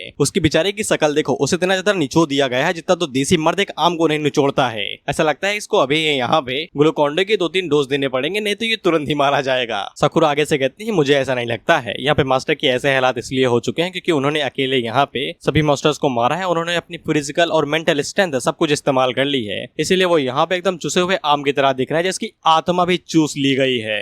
जिसपे मिस फॉक्स आगे से कहती है कि मैंने अभी कहा ना, झूठ ना बोलो, पैसे छीन लूंगी मैं अभी। तुम जितना चाहे जितना कह लो, मैं यकीन नहीं करने वाली कि इस बंदे ने अकेले यहाँ पे कार्निवोरस बॉस के साथ में उसके मिनियंस को भी हराया है। मैं नहीं यकीन करने वाली। लेकिन उसी टाइम पे हम लोग साकुरा को देखते हैं, जैसे यहाँ पे उसकी वीकेंड स्टेट खत्म होती है तो एकदम बाहुबली की तरह खड़ा हो जाता है, एकदम मुझसे बड़ा ज्यादा यहाँ पे कोई नहीं। और फिर सुकीशिरो को पता था कि वो हथौड़े का इस्तेमाल करेगा तो फिर उसकी हालत यहाँ पे चुसे हुए आम की तरह हो जाएगी। इसकी आत्मा भी चूस ली गई है, लेकिन उसने सोचा नहीं था कि उसकी आत्मा यहाँ पे इस तरीके से चूस ली जाएगी कि सिर्फ गुठली बचेगी, साला रेसा भी नहीं रहेंगी उस पे। इसलिए सुकीशिरो फैसला करता है कि वो हैमर का इस्तेमाल तभी करेगा जब साकुरा उसके पास रहेगी। बिना साकुरा के कोई हथौड़ा नहीं, भूल जाओ कि हथौड़ा है इन्वेंट्री के अंदर। इसके बाद सुकीशिरो साकुरा से पूछता है कि हम लोग कार्डियोलिस को क्या करेंगे, तुम्हें कुछ पता चला उसके बारे में? मिस फॉक्स इन लोगों से पूछती है अगर तुम लोगों के पास कार्डियोलिस है तो फिर तुम उसे लेके ऑक्शन कर सकते हो और तुम्हें काफी ज्यादा पैसा मिलेगा। अगर तुम लकी हुए तो फिर बहुत ही ज्यादा पैसा मिलेगा। चाहो तो मैं तुम्हें ऑक्शन की जगह बता सकती हूँ, वैसे भी सेंटर सिटी के अंदर काफी बड़ी चीज होने वाली है। लेकिन साकुरा आगे से बताती है कि वो लोग इसे बेचना नहीं चाहते हैं, उन लोगों को एक सेमन गिल्ड के बारे में इन्फॉर्मेशन चाहिए ताकि वो लोग यहाँ पे उस कार्डियोलिस को प्यूरिफिकेशन के लिए दे सके और उसका इस्तेमाल कर सके बाद में। जिसमें मिस फॉक्स आगे से बताती है अगर तुम लोग इस कार्डियोलिस का खुद के लिए इस्तेमाल करना चाहते हो तो फिर तुम्हें सेमन की मदद चाहिए होगी। कार्डियोलिस को इस्तेमाल करने से पहले यहाँ पे तुम्हें उसे प्यूरिफाइड करना पड़ेगा, वो भी मैजिक के साथ में। उसको सिर्फ सेमन ही कर सकता है, तभी तुम उसका इस्तेमाल कर सकते हो। मिस फॉक्स इन लोगों की मदद करती है ये कहते हुए कि गिल्ड तो ईस्ट वाली सिटी के अंदर ही है और मैं तुम्हारे लिए यहाँ पे सिफारिश का लेटर भी लिख देती हूँ। बस एक ही प्रॉब्लम है कि यहाँ पे सेमन एग्जाम होने वाला है, शायद से वो लोग यहाँ पे तुम्हें मना भी कर सकते हैं कुछ दिनों के लिए, लेकिन फिर भी मैं लेटर लेके आती हूँ, शायद से मदद हो जाए तुम्हारी। तो ये लोग मिस फॉक्स को शुक्रिया कहते हैं। इसके बाद सुकीशिरो साकुरा से पूछता है कि ये सेमन एग्जाम क्या चीज है, क्या सेमन्स के पास भी यहाँ पे रैंक होती है? तो साकुरा सुकीशिरो को बताती है कि सेमन एक काफी ज्यादा ऑनरी यानी कि सम्मानित टाइटल माना जाता है, जस्ट लाइक फार्मासिस्ट और 11 अवेकनर्स की तरह। सेमन्स के लिए यहाँ पे 6 रैंक होती है जो कि यहाँ पे एग्जाम के द्वारा तय की जाती है कि किसको कौन सी रैंक मिलेगी। अभी मुझे नहीं पता भाई कौन सी हाई है कौन सी लो है। By the way gold high होनी चाहिए, सफेद तो होगी नहीं। White, blue, red, black, silver and gold. अब कौन ऊपर है कौन नीचे मुझे नहीं पता, नहीं बताया इसमें।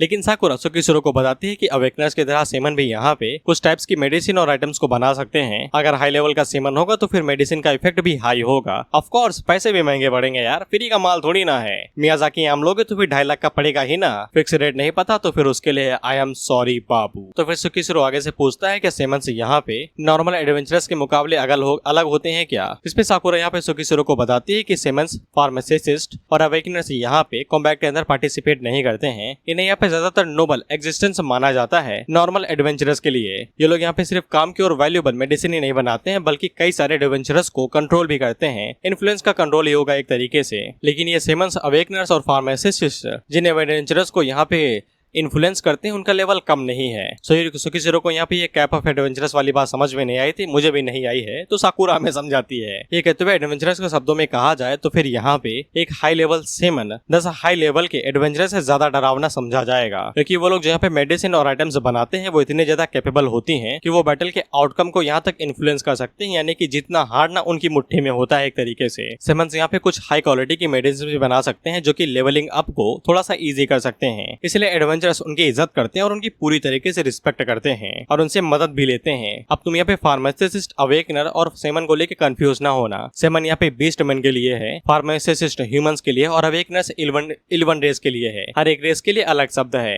खैर इसलिए यहाँ पे फार्मासिस्ट, अवेकनर और सेमन्स हाई डिमांड में रहते हैं। इस चीज को डिफाइन करने के लिए यहाँ पे एक कहानी भी है जिसके अंदर एक 80 लेवल के वॉरियर ने एक सिल्वर रैंक सेमन को थोड़ा सा उंगल कर दिया था, उसे गुस्सा दिला दिया था। इसके रिस्पॉन्स में यहाँ पे उस सिल्वर रैंक के सेमन ने दर्जनों एडवेंचरस को समन कर दिया जिनका लेवल यहाँ पे 80 से भी ऊपर था। और मुझे बताने की जरूरत नहीं है कि उस 80 लेवल के वॉरियर के साथ क्या हुआ होगा जिसने यहाँ पे सिल्वर रैंक सेमन को उंगल की थी।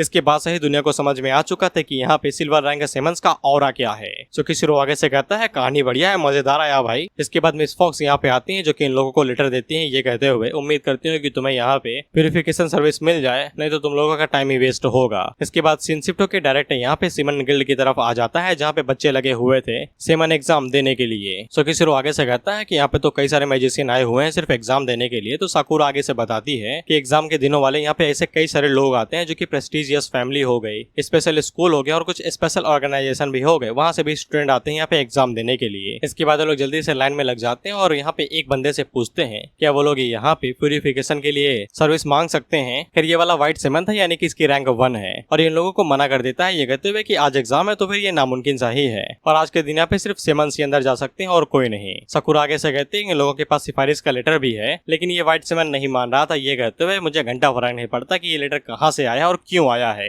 आज एग्जाम है तो फिर कोई भी अंदर नहीं जाएगा, यहाँ से भाग जाओ। तो सुकिशिरो को भी गुस्सा आ जाता है। वो आगे से कहता है कि हमारे पास लेटर है, कम से कम अंदर तो जाने दो यार, सर्विस ना देना मना कर देना लेकिन अंदर तो जाने दो।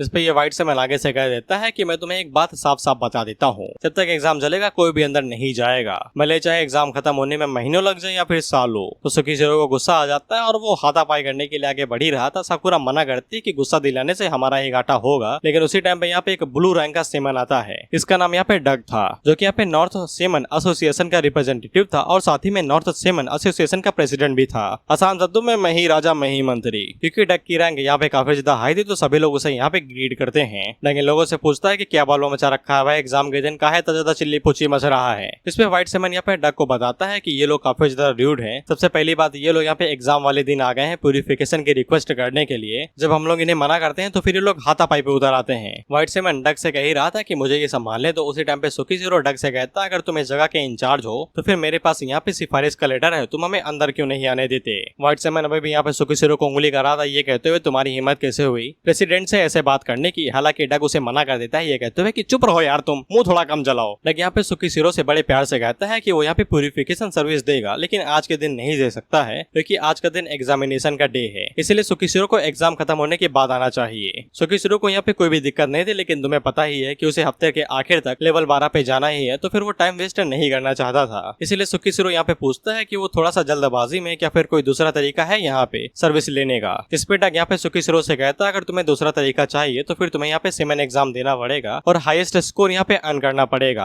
अगर तुम ये कर लेते हो तो फिर एक बोनस के तौर पे प्रेसिडेंट होने के नाते मैं यहाँ पे तुम्हारे लिए सारे अरेंजमेंट्स कर दूंगा और प्यूरिफिकेशन भी कर दूंगा। हालांकि एक वॉरियर होने के नाते तुम यहाँ पे क्वालिफिकेशन को कंप्लीट नहीं कर सकते हो, तो फिर तुम्हारे लिए एग्जाम देना और पास करना नामुमकिन सा है। तो सुकिशिरो यहाँ पे सीधा डग से यही पूछता है कि एग्जाम के रिक्वायरमेंट्स क्या है, उसे क्या करना पड़ेगा। इस पे सभी लोग हैरान हो जाते हैं कि सुकिशिरो यहाँ पे एग्जाम देना चाहता है और उसे ये भी नहीं पता है कि एग्जाम के रिक्वायरमेंट्स क्या है और वो उसके ऊपर थूकते हैं बातों से। इस पे डग यहाँ पे सुकिशिरो को बताता है अगर तुम यहाँ पे एक सेमन बनना चाहते हो तो फिर तुम्हारे पास यहाँ पे कम से कम एक मैजिशियन का एप्टीट्यूड होना चाहिए, क्योंकि सेमन बनने के लिए मैजिशियन का एप्टीट्यूड काफी ज्यादा जरूरी होता है। और दूसरी बेसिक रिक्वायरमेंट्स यहाँ पे यही है कि सुकिशिरो को यहाँ पे 2 चीजें बनानी आनी चाहिए, पहला पोशन रेडी करना है और दूसरा आइटम क्राफ्ट करना। इसके बाद सुकिशिरो यहाँ पे एक व्हाइट सेमन बन सकता है। सुकिशिरो अपना हाथ डग की तरफ आगे करता है और कहता है अगर वो यहाँ पे मैजिशियन है तो फिर कोई भी दिक्कत नहीं है। इसके बाद वो डग से यहाँ पे उसका स्टाफ मांगता है, स्टाफ का मतलब वो डंडा जिससे ये लोग मैजिक करते हैं। कहता कि डग भी हैरान हो जाता है कि साले मेरे बूढ़े पैर है, डंडा लेगा क्या मेरा, मैं चलूंगा कैसे।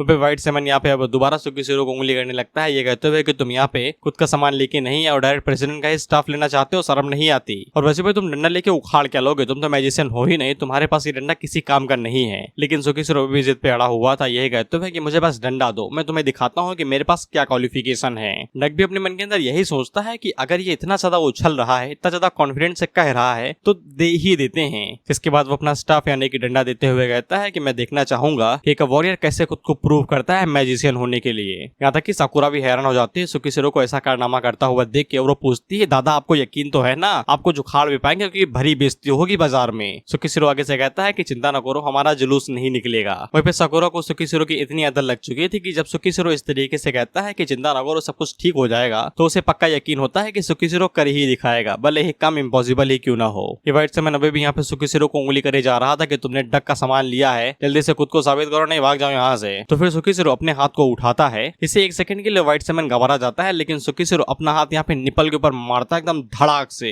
इसको भाई क्लीन हिट कहा जाएगा क्योंकि निपल हिल सा जाता है। वहीं पे सेमन को ऑर्गेज़म ही आ जाता है, आह वाला, खुद को बेच रहा हूँ साले तुम लोगों के हंसाने के चक्कर में। वहीं तुम्हें सुकिशिरो की डुप्लीकेशन एबिलिटी के बारे में पता ही है कि वो किसी भी स्किल को यहाँ पे डुप्लीकेट कर सकता है। इसलिए अगर सुकिशिरो के पास यहाँ पे मैजिशियन स्किल्स होंगी और अगर वो स्टाफ का इस्तेमाल करे यानी कि डंडे का, तो वो आसानी के साथ मैजिक यूज कर सकता है। इसलिए सिस्टम यहाँ पे जैसे एक्टिवेट होता है तो वो सुकिशिरो को स्किल्स दिखाने लगता है। सुकिशिरो को पता है कि उसकी लिमिट यहाँ पे बस एक क्लास से नहीं नहीं है वो कई सारी क्लास को यहाँ पे अचीव कर सकता है डुप्लीकेशन स्किल की मदद से। तो उसके लिए यहाँ पे मैजिक को परफॉर्म करना कोई बड़ी बात नहीं होगी। सुकीसिरो यहाँ पे साइनिंग मैजिक सपोर्ट को इस्तेमाल करता है। ये एक साइनिक सपोर्ट मैजिक टाइप का मैजिशियन स्किल है। इसके लिए 30 माना पॉइंट लगते हैं, जिसके बाद ये यहाँ पे एक स्ट्रॉन्ग लाइट को क्रिएट करता है जिससे एनिमी 2 सेकंड के लिए बौखला जाता है। भैया क्या हो रहा है, कहाँ गया मैं, इस तरीके की बातें करने लगता है। इसकी रेंज यहाँ पे यूजर के मैजिक के ऊपर डिपेंड करती है कि कितना दम है तुम में। अब यहाँ पे मैं तुम्हें माना के बारे में बता दूं तो सुकीसिरो की बॉडी के अंदर माना बहुत ही ज्यादा कम है क्योंकि वो अभी कमजोर है। लेकिन जब वो डिवाइन हैमर पावर का इस्तेमाल करता है अल्टीमेट फिजिक के साथ में तो फिर उसकी माना पावर यहाँ पे इन्फिनाइट हो जाती है। तो माना की चिंता ना करो, माना बहुत है। इसके बाद सुकीसिरो यहाँ पे डुप्लीकेशन स्किल को कंप्लीट करता है तो व्हाइट समन उससे कहता है शर्म नहीं आती, दिन दहाड़े मर्दों को छेड़ते हो, ये हो क्या।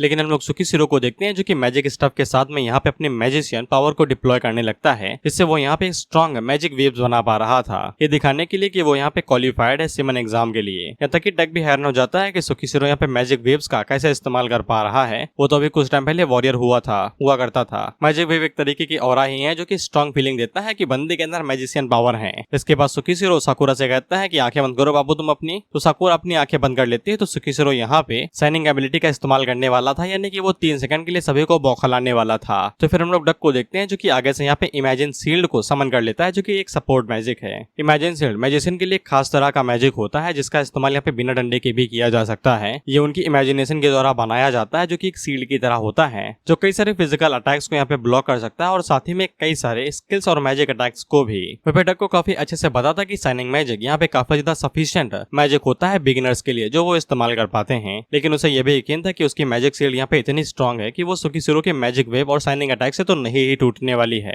जैसा कि मैंने तुम्हें बता दिया था कि सुकीसिरो के पास भले ही यहाँ पे माना पॉइंट्स काफी ज्यादा कम होते हैं, लेकिन जब वो अल्टीमेट फिजिक का इस्तेमाल करे तो वो अपनी मैजिक एनर्जी को बहुत ही ज्यादा बढ़ा सकता है। इसलिए जब सिस्टम यहाँ पे परमिशन मांगता है अपने अल्टीमेट फिजिक का तो सुकीसिरो उसे दे देता है, ये सोचते हुए कि क्या ही होगा। लेकिन जब सुकीसिरो यहाँ पे मैजिक को अल्टीमेट फिजिक के साथ मिलाता है तो फिर यहाँ पे इतनी ज्यादा एनर्जी रिलीज होती है कि सपोर्ट साइनिंग मैजिक अब सपोर्ट साइनिंग मैजिक नहीं रह गया, तो वो साला अटैक मैजिक बन चुका था क्योंकि उसकी साइनिंग पावर इतनी ज्यादा इंटेंस और इतनी ज्यादा इंक्रीज हो चुकी थी कि यहाँ पे डक की शील्ड भी इसे रजिस्टर नहीं कर पाती और डिस्ट्रॉय हो जाती है। तो फिर ये साइनिंग मैजिक इतना ज्यादा पावरफुल था और इतना बड़ा हो गया था कि पूरा सिमेंगल्ड ही इसकी चपेट में आ गया था, यानी कि कवर कर लिया था। इसीलिए उसने साकुरा से कहा था कि बाबू आंखें बंद कर लो नहीं बौखला जाओगी, सॉरी चौंधिया जाओगी। कर इसके बाद सुकीसिरो डक से कहता है कि मैंने अपना जलवा दिखा दिया, क्या मैं क्वालिफाइड हूँ सिमन एग्जाम देने के लिए। तो डक आगे से कहता है कि पहले यार रोशनी बंद करो यार, तुम साला पहले ये बूढ़ी आंखें हैं, तुम और ज्यादा रोशनी छीन लो मेरी, इसके बाद दिया लेके घूमूंगा मैं। और वो सुकीसिरो से कहता है कि मैं तुम्हारी एबिलिटी को एक्नॉलेज करता हूँ, तुम यहाँ पे क्वालिफाइड हो सिमन एग्जाम देने के लिए। इसके बाद अगला सीन एग्जाम हॉल का होता है जहाँ पे सभी लोग इसी बारे में बात कर रहे थे कि इंसान भी यहाँ पे अब सिमन एग्जाम देने वाला है। मुझे ये वाली बात हजम नहीं हो रही, कोई हाजमूला लाओ। सब इसी बारे में बात कर रहे थे कि ये पहली बार है कि जब एक इंसान यहाँ पे फार्मासिस्ट एग्जाम की जगह पे सिमन एग्जाम दे रहा है। शर्म नहीं आती इंसानों को साला हर जगह पे घुसते हुए। और फिर सुकीसिरो भी साकुरा से पूछता है कि साला हर कोई मेरी तरफ ही क्यों देख रहा है, जैसा कि मैंने इनकी बहन का हाथ मांग लिया हो। इस पे साकुरा आगे से बताती है कि ये पहली बार है कि जब कोई इंसान यहाँ पे सिमन एग्जाम देने वाला है, तो इसमें कोई दो राय नहीं है कि वो तुम्हें हैरानी से देखेंगे ही देखेंगे। सुकीसिरो यहाँ पे साकुरा से पूछता है क्या वो सच में पहला बंदा है जो कि यहाँ पे एग्जाम देने वाला है, वो भी सिमन वाला। तो साकुरा उसे बताती है हाँ तुम ही पहले इंसान हो, जैसा कि मैंने तुम्हें पहले ही बता दिया था कि ये साले हैं एक ही, बस नाम अलग अलग है।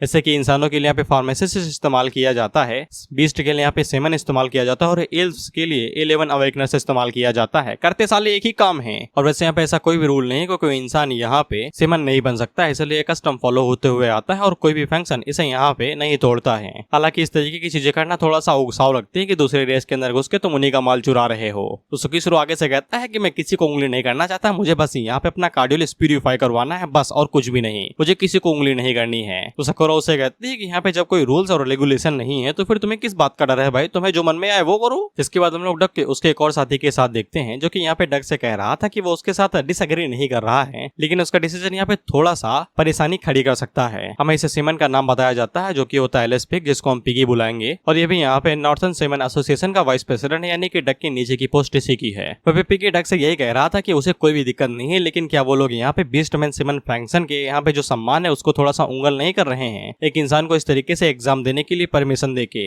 और ऊपर से पिगी को इस बात के ऊपर भी यकीन नहीं था कि एक इंसान यहाँ पे एक पोजीशन बना भी सकता है, उसके पास तो एक बेसिक स्टाफ यानी कि डंडा भी नहीं है। तो डक आगे से कहता है कि मैंने उसे अपना डंडा दिया था और यहाँ पे पॉइंट सिर्फ इसी चीज का है कि सुकीसिरो यहाँ पे पोजीशन बना पाता है या नहीं। और डक को बस यहाँ पे यही चीज चेक करनी है कि उसका पोटेंशियल कितना है, वो बस ये देखना चाहता है कि सुकीसिरो कितना आगे जा पाता है, क्योंकि डक ने यहाँ पे सुकीसिरो से निकलते हुए मैजिक वेव्स को महसूस किया था और वो काफी ज्यादा हाई थी। इसलिए डक को ऐसा लगता था कि सुकीसिरो के पास यहाँ पे पोटेंशियल है कि वो यहाँ पे एक जीनियस सेमन बन सकता है केविन की तरह। ये बड़वा याद रखो, ये एक नंबर का कमीना है, साला जेलस बंदा है ये। पिगी को यकीन था कि इंसान कभी भी यहाँ पे एक यंग जीनियस बन ही बन सकता है केविन की तरह। यहाँ तक कि पिगी को ऐसा लगता है कि सुकीसिरो यहाँ पे केविन की डिसाइपल का नौकर भी नहीं बन सकता है। सत्य में यहाँ पे इस एग्जाम को देने के लिए यहाँ पे केविन के नई डिसाइपल भी आई हुई थी जिसका नाम फूलिन था और वो यहाँ पे फर्स्ट प्लेस हासिल करना चाहती थी। इसके बाद हमें यहाँ पे केविन से मिलवाया जाता है और पिगी बताता है कि केविन यहाँ पे सभी के सामने तारीफ करता है कि फूलिन उससे भी ज्यादा एकदम जीनियस हुआ करती थी उसके यंगर सेल्फ में, यानी कि छोटे वाले वर्जन में। मैं फूलिन की रेस बताई जाती है जो कि नाइट कैट होती है, बाकी इसका क्लास मैजिशियन ही था यानी कि जादूगरी। वहाँ सभी लोग यहाँ पे अब फूलिन के बारे में ही बात कर रहे थे कि वो केविन की न्यू फीमेल डिसाइपल है, वो भी एक जीनियस ही है। यहाँ तक कि फूलिन इतनी ज्यादा टैलेंटेड थी कि वो यहाँ पे 1 साल के अंदर ही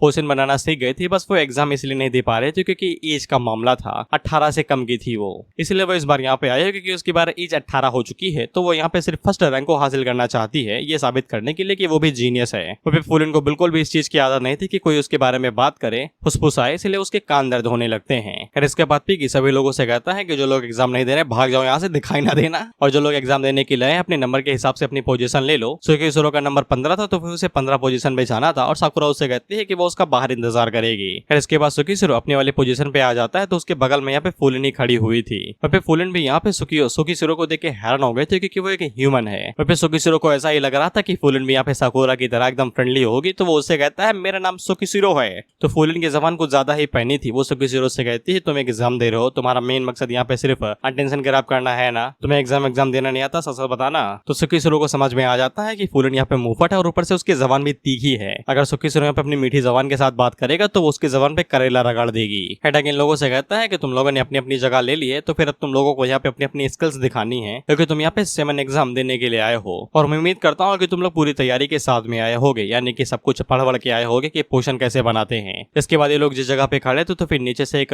टेबल भाई जमीन को चीरते हुए बाहर निकलती जिसके ऊपर सारा सामान रखा हुआ था गांजा बनाने का। यहाँ पे वॉल्टर वाइट होता तो एक झटके के अंदर ही सब कुछ बना देता बिना किसी दिक्कत के। इस टेबल को यहाँ पे सेमंस रिफाइनिंग स्टेशन कहा जाता है, यानी कि पोशन बनाने वाली जगह। और वो सुकीसिरो से कहते हैं अगर तुम्हें इस बारे में नहीं पता है तो भाग जाओ यहाँ से, दिखाई ना देना दूर दूर तक। तो सुकीसिरो इस तरीके का मुंह बना लेता है आगे से कहते हैं कि मुझे अकेला छोड़ दो यार, बार बार बेइज्जती ना करो, सलाह नहीं है उसका मतलब ये थोड़ी नहीं कि हर बार बिल मेरे नाम पे ही फाड़ोगी। सुकीसिरो रिफाइनिंग स्टेशन को देखता है तो फिर उसे पता था कि ये उसकी दुनिया की तरह ही है, बस ओल्ड फैशन है। उसने अपनी दुनिया के अंदर एक वीडियो देखा था जहाँ पे जो मेडिसिन बनाई जा रही थी वो ऑटोमेटिक थी, यानी कि जो कैप्सूल बन रहे थे वो ऑटोमेटिक बन रहे थे, इंसानों को कोई हाथ नहीं था उनमें। लेकिन सुकीसिरो को यहाँ पे अपनी बुद्धि और दिमाग और हाथों तीनों का इस्तेमाल करना था। ये दोनों अलग हैं क्या? बुद्धि और दिमाग नहीं एक ही हैं, नहीं अलग अलग हैं। फक ऑफ, क्या फर्क पड़ता है? इसके बाद यहाँ पे पिगी से कहता है कि जल्दी से यहाँ पे टेस्ट डिटेल्स के बारे में अनाउंस करो। तो फिर पिगी अपना डंडा उठाता है और उसे जमीन पे मारता है तो उसकी मैजिक वेव यहाँ पे सभी लोगों के पास जाते हैं जो कि यहाँ पे टेस्ट देने के लिए आए थे। तो फिर उन सभी लोगों के पास यहाँ पे एक पर्चा आ जाता है जिसके ऊपर लिखा हुआ था कि उन्हें कौन सा पोशन बनाना है। सुकीसिरो का यहाँ पे बेसिक पोशन स्किल बनाना था जो कि एनर्जी पोशन होगा और उसके पास टाइम लिमिट 1 घंटे की थी। 1 घंटे के अंदर अगर बना पाए तो फिर लाइफ झिंगा ला, नहीं तो भाग जा साला। ऑफ कोर्स सुकीसिरो को यहाँ पे पोशन का पी भी नहीं आता था, उसे पता था कि वो हक देगा, वो भी बहुत गंदी तरीके से। इसलिए वो यही सोचता है कि वो पहले देखेगा कि बाकी लोग कैसे करते हैं, जिसके बाद में वो बनाएगा। इन्हें 3 पोशन बनाने थे। विपिटक हम लोगों को बताता है कि पोशन बनाने के लिए सबसे कठिन घड़ी यहाँ पे मटेरियल सेलेक्ट करना होता है जो रिफाइनिंग टेबल के ऊपर ही रखे हुए हैं, लेकिन सही तरीके के मटेरियल को चूज करना काफी ज्यादा जरूरी होता है क्योंकि हर एक मटेरियल का अलग लेवल होता है जिससे पोशन और ज्यादा बेहतर बनेगा। इसलिए पोशन बनाने के लिए यहाँ पे नॉलेज बहुत ज्यादा जरूरी है।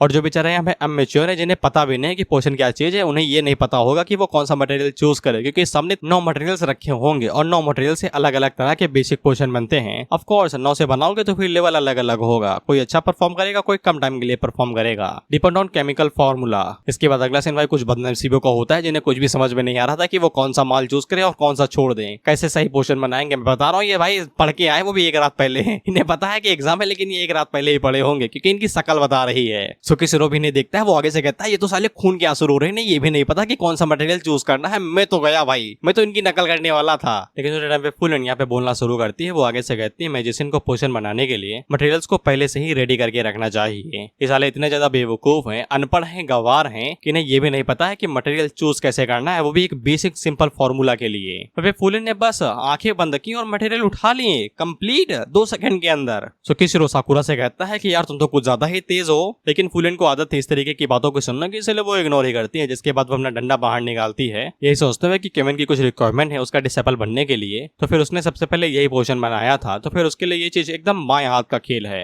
हम लोग पिगी को देखते हैं जो कि आगे से फूलिन से काफी ज्यादा खुश हुआ था, क्योंकि उसे उम्मीद थी कि केविन के डिसेपल उन लोगों को निराश नहीं करेगा। तब कि डक भी हैरान हो चुका था, क्योंकि फूलिन की यहाँ पे प्रिसेप्शन यानी कि नजर और स्पीड एकदम कैपेबल थी, सॉरी एकदम परफेक्ट थी। फिर इसके बाद फूलिन अपने डंडे का इस्तेमाल करते हुए यहाँ पे जो भी उसने मटेरियल्स को चूज किया था उन्हें क्रश करती है और उनका जो जूस निकलता है उन्हें यहाँ पे रिफाइन करने लगती है बॉटल्स के अंदर। और तुम्हें मैं कहना चाहूंगा कि पेज एकदम बवाल है भाई, एकदम बढ़िया आर्ट स्टाइल है, देखो तो तुम। और फिर सुकीशिरो को समझ में आ जाता है कि फूलिन ये निशाना उसका उसी के ऊपर उसे नकल करनी है, इसलिए वो जल्दी से यहाँ पे डिवाइन आइज को एक्टिवेट करता है, जिसपे वो एनालाइज टारगेट एक्शन को चूज करता है, यानी कि अब डिवाइन आइज यहाँ पे फूलिन के जितने भी एक्शन होंगे उन्हें कॉपी कर लेगा। ये स्किल तो मुझे भी चाहिए। नकल मारने के लिए सीधा टीचर के ऊपर नजर रखूंगा कि वो क्या कर रहा है। फिर पिगी और डक को पूरा यकीन था कि केविन यहाँ पे एकदम सोना ढूंढ के लाया है कचड़े के अंदर से। फूलिन यहाँ पे पक्का एक आउटस्टैंडिंग सीमन बनेगी फ्यूचर के अंदर। वहीं हम लोग फूलिन को देखते हैं जो कि बस रेडी तीनों पोर्शन बना देती है वो एक झटके के अंदर। इसके बाद वो उन्हें टेस्ट ट्यूब के अंदर भर देती है बिना किसी दिक्कत के। सॉरी अभी भी ये इनकम्प्लीट है, क्योंकि डक हम लोगों को बताता है कि ये स्टेप सबसे ज्यादा जरूरी है फाइनल प्रोसीजर के लिए, जो कि है रिफाइनिंग। और जैसे कि हम लोग यहाँ पे मटेरियल्स को सॉरी फॉर्मूलास को रिफाइन करने के लिए आग का इस्तेमाल करते हैं, वैसे फूलिन यहाँ पे रिफाइनिंग के लिए अपने माना पावर का इस्तेमाल करेगी। अगर माना पावर अच्छी है तो फिर यहाँ पे जो रिफाइनिंग प्रोसेस होगा वो इजी हो जाएगा और जो फाइनल प्रोडक्ट निकलेगा वो एकदम लाजवाब होगा, शुम्मेश्वरी। इसलिए जिन मैजिशियन के पास में यहाँ पे मैजिक पावर कम होती है यानी कि माना पावर कम होती है तो वो ज्यादातर अच्छा परफॉर्म नहीं कर पाते हैं। बट फूलिन इज फूलिन, उसके पास मैजिकल पावर इनफ है, वो आसानी के साथ सब कुछ रिफाइन कर सकती है और उसे यकीन था कि फूलिन यहाँ पे फर्स्ट प्लेस लेगी एग्जाम के अंदर। इसके बाद वो डक बेचारा हमारा सुर्खी जीरो की तरफ देखता है तो वो बैठा ही हुआ था बस, और कुछ नहीं। और वो मन के अंदर सोचता है कि ये हरामी कुछ कर क्यों नहीं रहा, साले पैसा लगाया है मैंने तेरे ऊपर, कुछ कर तो।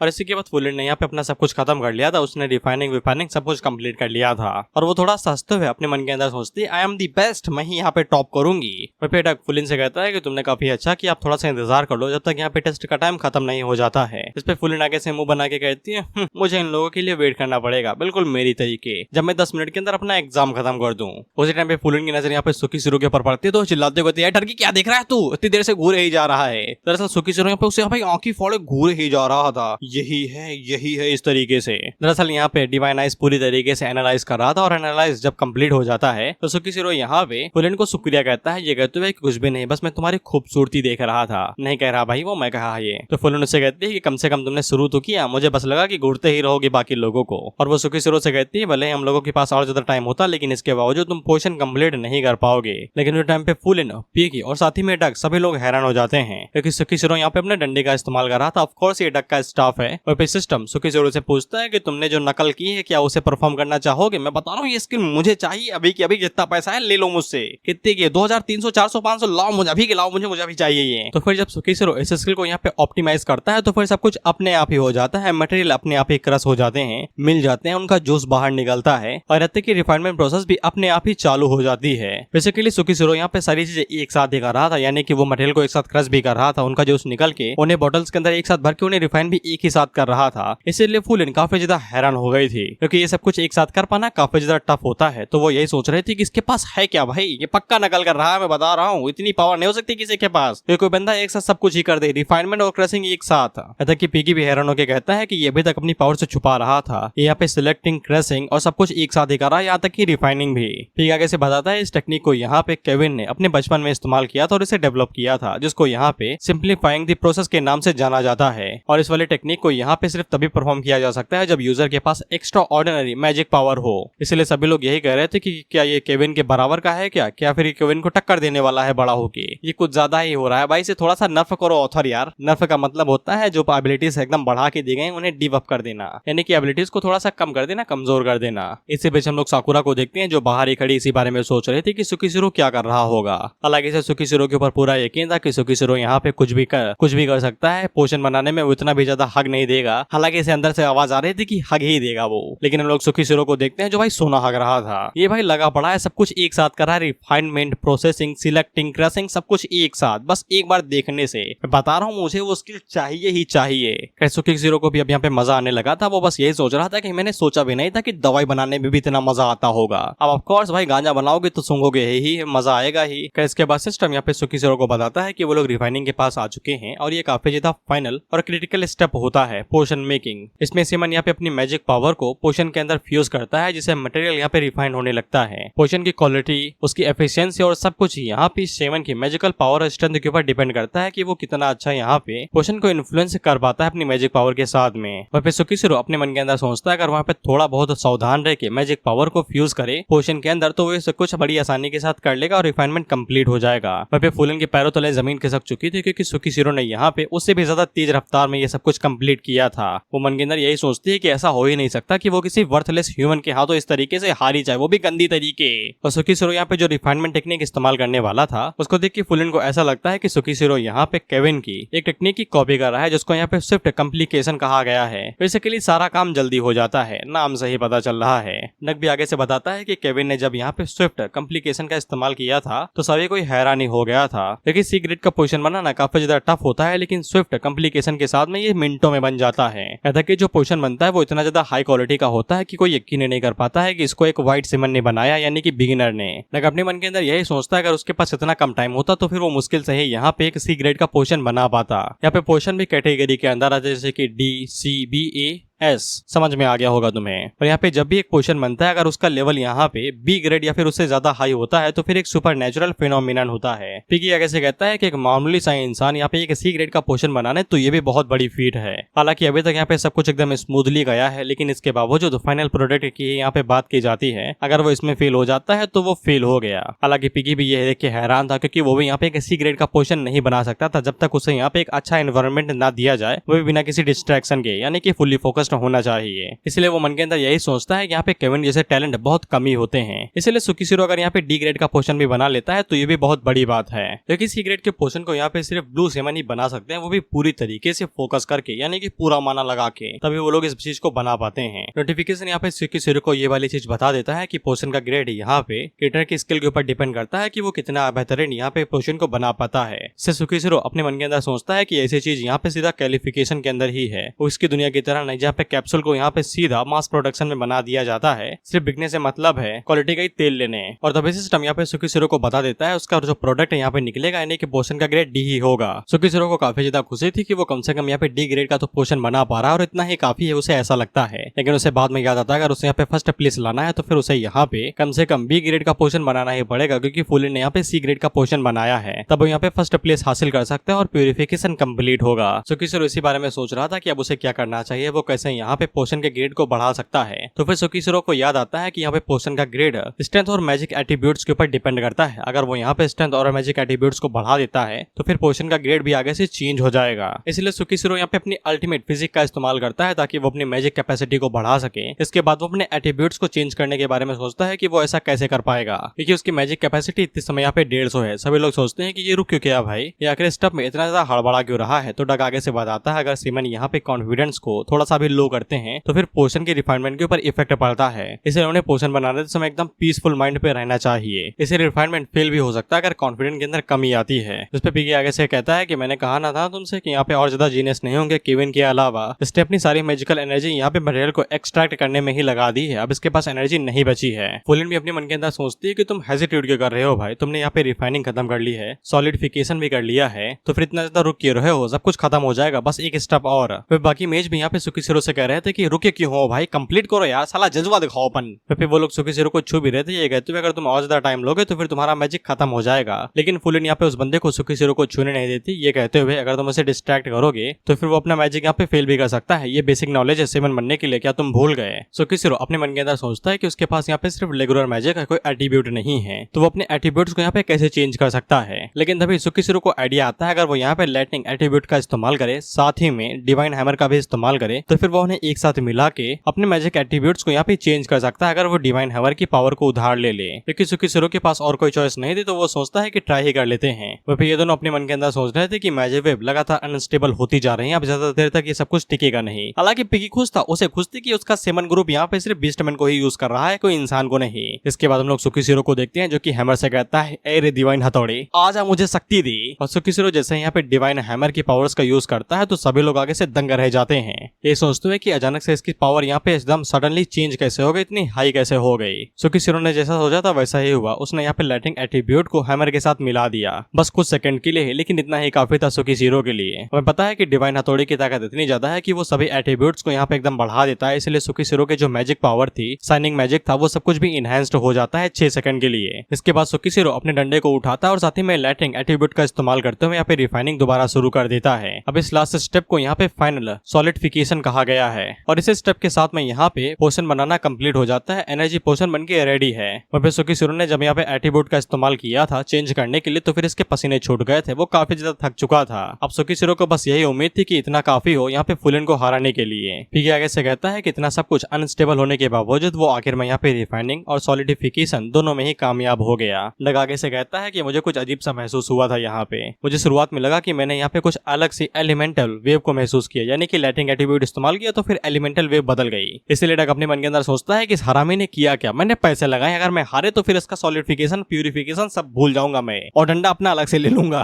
फिर सभी लोग भी सुकीशिरो को देख के बातें करने लगते हैं कि इसने अभी यहाँ पे क्या किया, और सुकीशिरो हैरान था कि मैंने क्या किया भाई, गांजा ही तो बनाया और क्या किया मैंने। फिर इसके बाद अगला सीन कुछ मिनटों के बाद का होता है जहाँ पे बाकी इमेजेस भी यहाँ पे अपना सब कुछ कर रहे थे, बेचारे बस फेल ही होने वाले थे। इसके बाद डग यहाँ पे पिगी से कहता है कि सब कुछ खत्म हो चुका है, हम लोगों को यहाँ पे एग्जाम को क्लियर कर देना चाहिए, रिजल्ट बताने चाहिए कि कौन किसना कितना बेहतर किया है। इसके बाद ये दोनों अलग अलग यहाँ पे कैंडिडेट के पास जाते हैं और उनके पोर्शन को चेक करते हैं, जिनमें से कुछ पास होते हैं तो कुछ फेल ही हो जाते हैं। ज्यादातर यहाँ पे डी ग्रेड के ही पोर्शन बनाए गए थे फुलिन और सुकीशिरो को छोड़ के, इसलिए वो सभी लोग काफी ज्यादा खुश हो जाते हैं। लेकिन हम लोग पिगी वाली साइड को देखते हैं, जो कि आगे से पोर्शन को जब सूंघता है तो वो आगे से कहता है ये क्या बवासीर बना दिए हो, बनाना था मोहब्बत शरबत, बना दिए हो नाली का पानी, ये कहाँ से लाए हो भाई। इसके बाद पिगी उस कैंडिडेट को यहाँ पे फेल कर देता है, ये कहते हुए कि पढ़ाई करो जाके, दोबारा दिखाई दे तो डंडा मार दूंगा खोपड़ी पे। इसके बाद वो दूसरे बंदे के पास जाता है तो उसने भी भाई वही बवासीर बनाया था, तो पिगी इस बार उसे कहता है पियो। तो फिर जब वो कैंडिडेट यहाँ पे अपने ही पोर्शन को पीता है तो ये नेगेटिव में काम कर रहा था, ये एनर्जी देने की जगह पे चूस रहा था। पिगी आगे से कहता है कि मैं एनर्जी की कमी से मर जाऊं लेकिन तुम्हारा पोर्शन न पियो, मौत आ जाए बस तुम्हारा पोर्शन न दिखाई दे मुझे।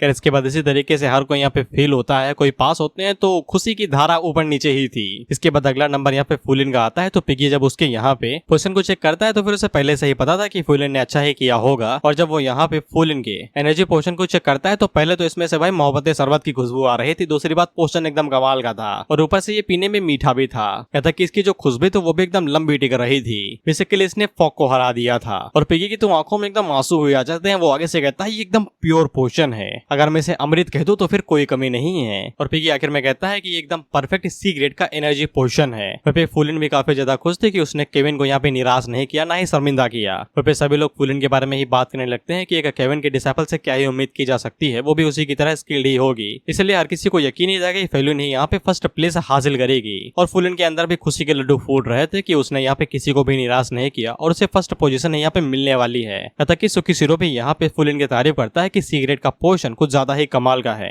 इसके बाद सुकीशिरो की बारी आती है और डग उसके पोर्शन को यहाँ पे चेक करने के लिए आता है। डग उससे पूछता है कि अच्छा किए हो ना। सुकीशिरो भी आगे से कहता है जितना हो पाया था उतना ही किया दादा। तो फिर पिगी आगे से कहता है अगर तुम्हें अपने ही पोर्शन के ऊपर यकीन नहीं तो फिर इसे कम से कम यहाँ पे डी ग्रेड का तो होना ही चाहिए। इस पे डग आगे से कहता है अगर तुम जितना कर सको उतना किया है तो फिर काफी है इतना। लेकिन जब डग यहाँ पे सुकीशिरो के पोर्शन के ऊपर से ढंकर हटाता है तो फिर यहाँ पे सुपर नेचुरल फिनोमिनन ऑकर्ड होता है, यानी कि आ जाता है। सबसे पहले यहाँ पे तूफान आता है, जिसके बाद बिजली भी गड़गड़ाने लगती है जो सीधा पोर्शन के अंदर जा गिरती है। भैया उसे नेगेटिव में चार्ज नहीं करना है, बिजली बढ़ा दोगे क्या, इतना भी एनर्जी ना दे दो कि बंदा फ्लैश बन जाए। और हमको पहले ही बता दिया गया था अगर यहाँ पे कोई भी पोर्शन सुपर नेचुरल फिनोमिनन को अट्रैक्ट करता है या फिर उसे एक्वायर करता है तो फिर वो पोर्शन कम से कम बी ग्रेड का होना ही चाहिए। इससे पिगी के पैरों तले जमीन नहीं खिसक जाती है और साथ ही में फुलिन की भी। फुलिन अपने मन के अंदर यही सोचती है कि ऐसा हो ही नहीं सकता कि यहाँ पे कोई ऐसा बंदा हो जिसकी पावर यहाँ पे उसके मास्टर जितनी ही हो, जो यहाँ पे एक बी ग्रेड का पोर्शन बना के रेडी कर दे, वो भी पहली ही बार में। फुलिन तो सिर्फ हैरान हुई, तो ये तो बेचारे घबरा गए थे। आगे से कहते हैं कि ये इंसान